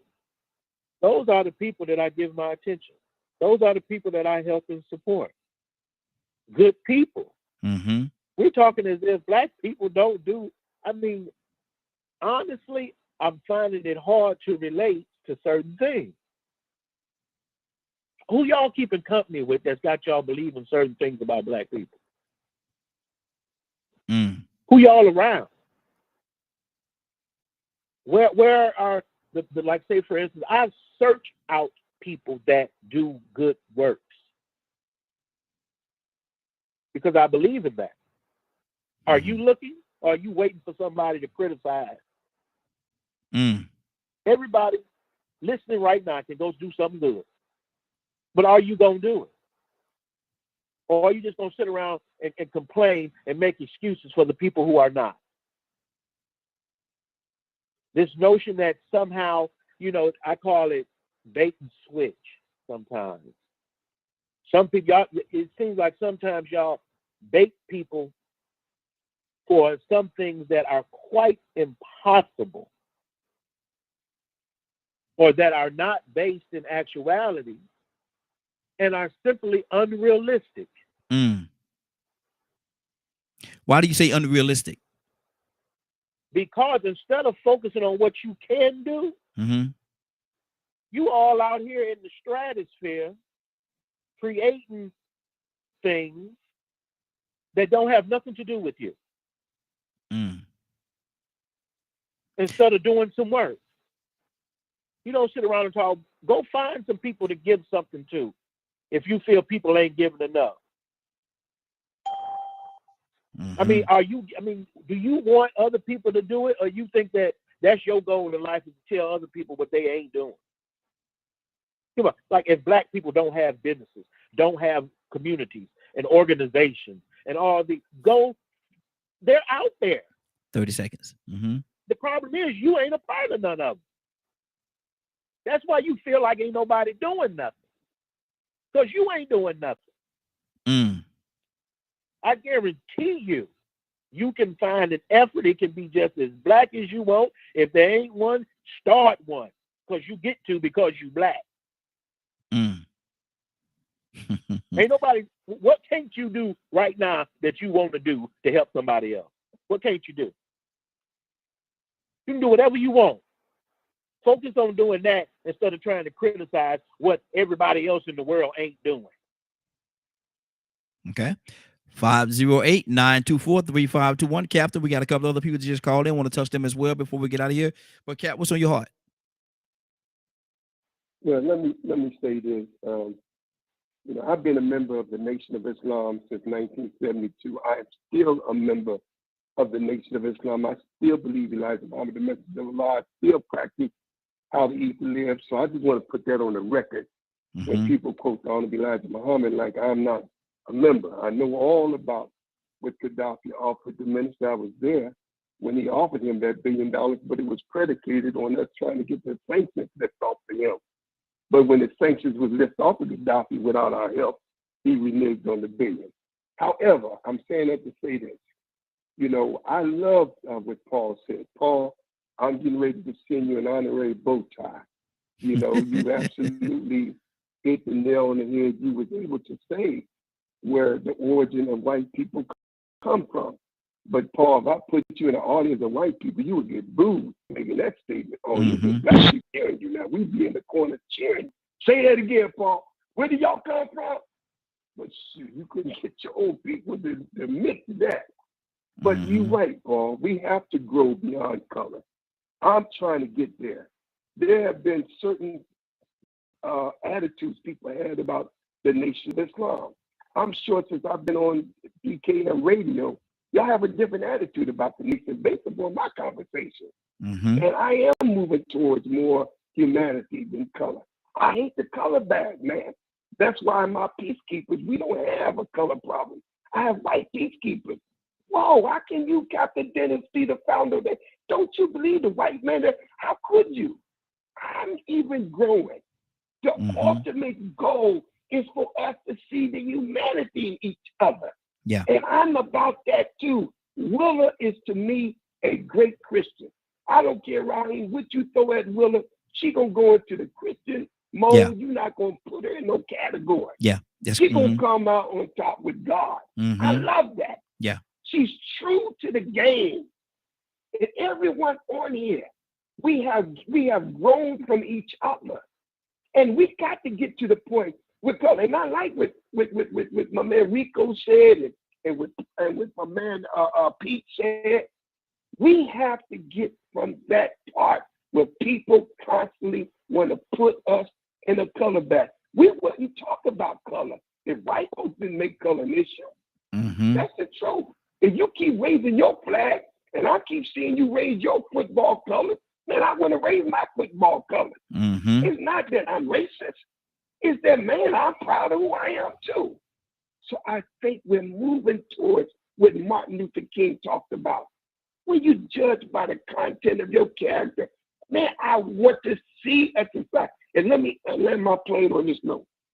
In the last, what the Muslim want, when we go to what the Muslim want and what the Muslim believe, point number 12, this last paragraph it says, lastly and further, we believe there's no God but Allah. Look here, and that He will establish a universal government of peace where we all will live in peace together. That's how it closed out. Now, if we was racist, why wouldn't it say we with God would establish universal government of peace where just black folks would live in peace? No, where we all, white, black. So if we say that at the end, then that means that the ultimate goal is to move past the color back. And I think on your show, Raheem, we're moving towards that perfect union. Yes, sir. But you can't have a perfect union with God unless you got a perfect union with yourself. And that's what we're talking about. To love yourself is to love God, and to love God is to love yourself. Absolutely. Absolutely. Right? And then wait a minute, let me say this what Sister said. That's what's on my heart, Raheem. Yes, sir. Hey, yes, sir. Oh, yeah, go ahead, Leonard. I want to commend Captain Dennis for what he just said, because I love the Nation of Islam, and what he just said needs to be heard more in the community. Wow. You heard it the last time when Malcolm was killed, after he went to where his truth was at, and how he came back. I love the way the minister has been preaching these last few years, because it's hard to change old ways and old habits. But what Captain Dennis just said, you rarely will ever hear a Muslim say. Wow. It's a plan inclusive of everybody. That's key to what he just said, because most people don't believe that. Wow. Wow. And I've rarely ever heard a Muslim say. I'm I was blessed to hear that today. Wow. Let me do this. I got a few people I need to touch before we got and that good. I'm offended. Okay. I don't know who that is. Say they're offended, but hold on one second. I'll come right back. Who is that? I'll come right back to you. Who's that? Ibrahim. Okay, Ibrahim. Oh, okay, stay right there, Ibrahim. I'll come back to you. Let me go to Annette. Annette, good morning. How you doing, young lady? Good morning. Good morning. And you know what? I wanted to rib you this morning. I woke up thinking that Raheem is always going to say, hey, we got to get out of here. We got to get out of here. We got to get out of here. No. Because it's so rich. Okay. So that's a new T-shirt. We got to get out of here. Got to get out of here. Exactly. I want to, what we're talking about this morning, and then I want to hear your heart on this too. Do self-love block love for others? And the reason why I'm saying that is this. If you say that if Annette Jackson says that I have $1 billion. I'm gonna help my community first. I'm gonna make sure I elevate my community first. Is that saying that you hate everybody else? And it's not saying that you're not gonna help everybody else, but you say I want to concentrate. I want this to be my focal point first. Does self-love mean that you hate everybody else? No, no. And sometimes we tie, I'm an English major from Spelman College. Sometimes we tie phrases into two different thoughts. So what you said is really two different thoughts, right? Because self-love, if you have the money, first of all, you can spend your money the way that you choose to, okay?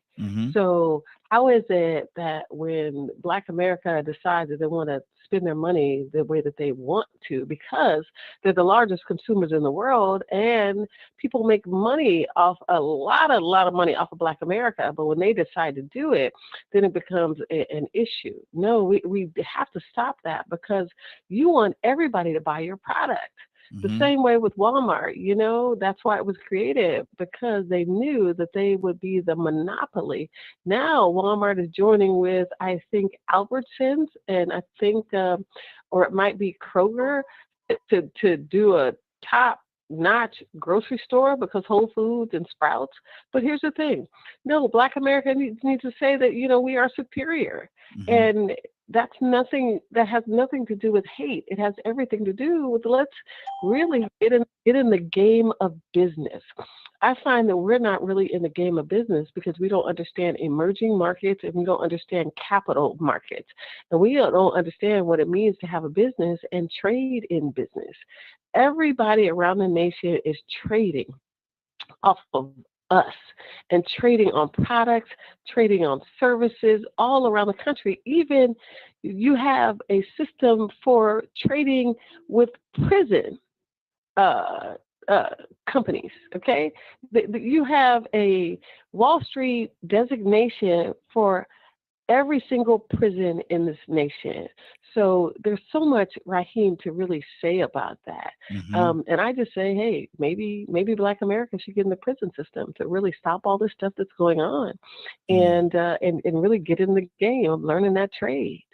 Wow. Let me go to Mary. Somebody blowing a horn over there. Mary, are you there? I am here. Can you comment on this? What's the topic? Does self-love block love for others? If Mary, you're a billionaire, you say I want to help my community first. Does that mean that you hate everybody else, or you're against everybody else? What do you say to that? Wait. Which question am I answering? Does self-love affect you helping others, or helping my community first and then others?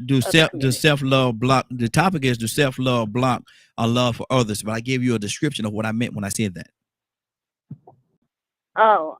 In general, no, I don't think self-love. I feel like people's definition of self-love is different. Mine is just you loving yourself, and I feel like you can't love somebody else unless you love yourself not correctly, because you don't even know what it is. Realistically, if you can't say all the reasons you love yourself, then it's kind of odd that you can say all the reasons you love someone else, but you live with you 24/7. So you know yourself more than you know anybody else, because you hear your thoughts and we don't. So I think you have to love yourself before loving someone else. But as opposed to helping your community and then going abroad, I think that's how it should go, because what's the sense of helping another community and then yours is continuously crumbling? I think you should work on in the house and then going outside the neighborhood and fixing that up too. But you got to start. I think everything should start internally first. So. Wow. That's powerful. That's powerful, because a lot of times, like you say, you gotta, in order to love yourself, you gotta know how to love yourself, and you can't love anybody else around you if you don't love yourself. Let me go to Rico, then I'm gonna go back to Ibrahim. Rico, what's on your heart, brother? Yeah, I mean, I think it's very important for you to love yourself and to love your people. Especially when it's been established that you belong to these people.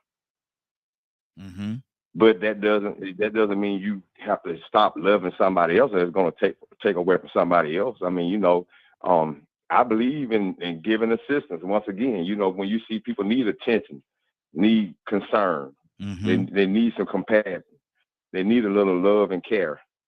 Yeah, I got a little love to give everybody. I mean, it doesn't hurt to give a little bit, and helping yourself. Like I said, loving yourself is very important, that you love yourself.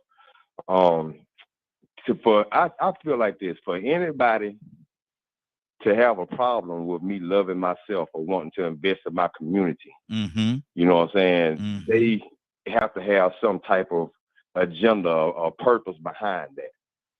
Now, I would be very offended if a person did get mad at me wanting to invest back into my community when I know that my community has not been equally exposed to resources.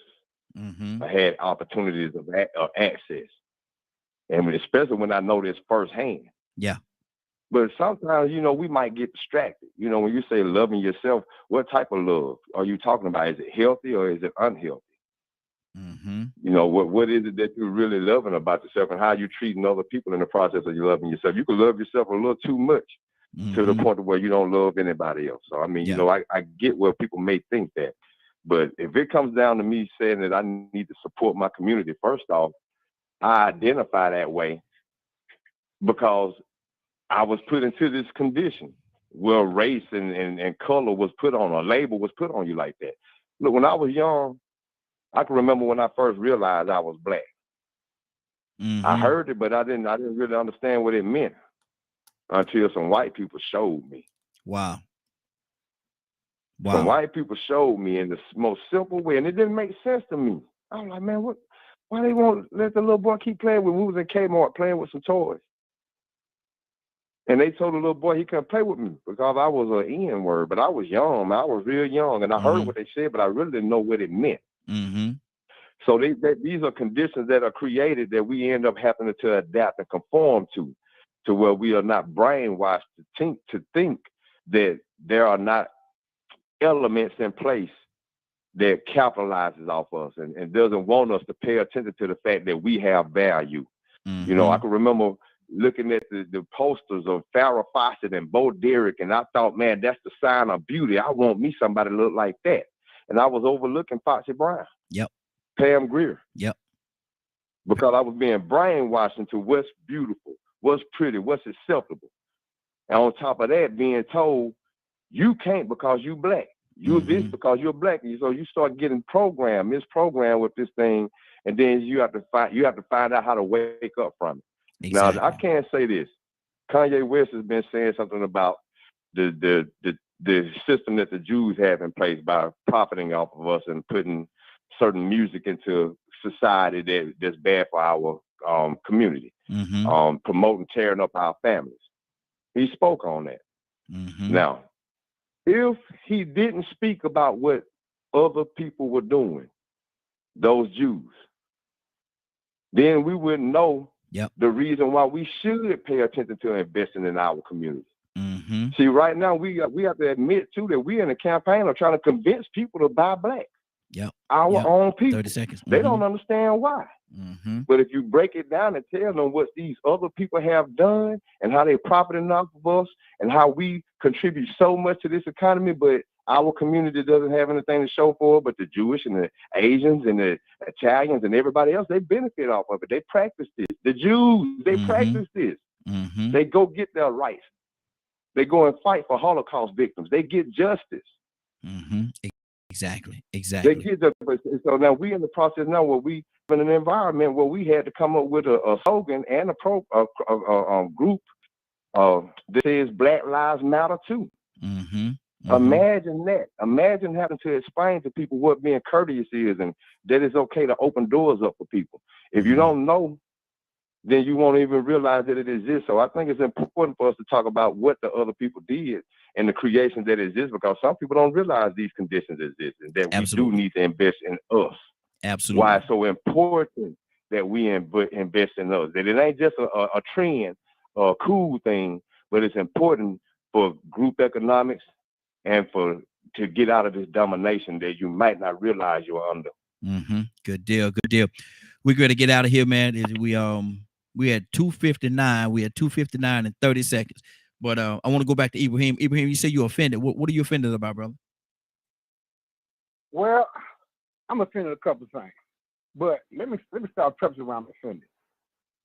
New Black Panther Party called themselves the original Black Panther Party. Even though they were started off by a gentleman that started calling himself the Nation of Islam, New Black Panther Party. And they say that, oh, I was in the Black Panther Party. And I said, when you start? Let me ask Ibrahim. Let me ask you a question. Ibrahim. Let me ask you a question, brother. Because with time, is this a conversation that maybe I should pull? Maybe you and Muhammad, all three of us talk solo by ourselves. Is this a conversation we should have that way instead of on air, live on air like this? Do you think that would be more appropriate? Because I think your comment is geared toward the captain. Talk about it afterwards, but as things were brought out there, I think that's important me to make 3 quick points, right? And that's about why black matters. We should be embarrassed about it, and what people are doing and not doing. Sometimes people minimize it this area of time. The other thing was that I was going to say, and like I said, we can talk about it after to the brother captain. I'm familiar with a guy named A. Akbar Muhammad, right? Who was the diplomat to Africa during Elijah Muhammad and Farrakhan's reign, right? During the Nation of Islam. And the Nation of Islam broke up in 3 parts when the Honorable Elijah Muhammad died. And Elijah Muhammad reigned more in my lifetime than a lot of people's lifetime. You come to 72, you kind of come to the end of his reign. People were familiar with him, including my father, Malcolm X, when they were still in power and reign in the Nation of Islam. Okay, let me digress. Another thing is that very seldom hear Muslims say, is what Leonard said, that about the inclusion of all races. Well, he didn't talk to Muslims. He talked to a group that was designated to do a particular thing to win the hearts and minds of the people in a certain way that were Christians, and to equate them with a very minute part of Islam. Now, Malcolm X became a Sunni Muslim, right? And he talked about on his Hajj about the inclusion of people, all races, coming to Hajj. Wrap it up for me, Ibrahim. We got to get out of here. Wrap it up for me, brother. So this is not a thing. Other thing is that we should be proud of our black people, of what they're doing and what they are doing now. But in order to turn around and separate us from the greatness of who we are and what we have accomplished, what we're accomplishing today, you ride around down some of these neighborhoods and you will see extreme wealth. You'll see houses of unproportioned size and prosperity that black people live in. And at the same time, as Marcus Garvey said, he came in March 25th, 1917 in Atlanta, he's seen the extreme poverty of black people. Okay. Finish your point, brother, because we got to get out of here. I'm gonna give Captain a chance to respond to what you're saying, then we're gonna get out of here. Go beyond, not way back to the age, but go beyond what you think you know and expand your knowledge to what is. Wow. All right. Okay. And we can talk later. Okay. Good deal. Captain, you want to say something to what he said, or you want me to close the broadcast? Yeah. Well, let me say this. I don't believe Elijah Muhammad's dead, number one. And I'm not with what had happened with the Imam. You're right. The nation did break up. You talked about we don't have farm. We do have farmland now. Everything that we had acquired under Elijah Muhammad, we still got it today.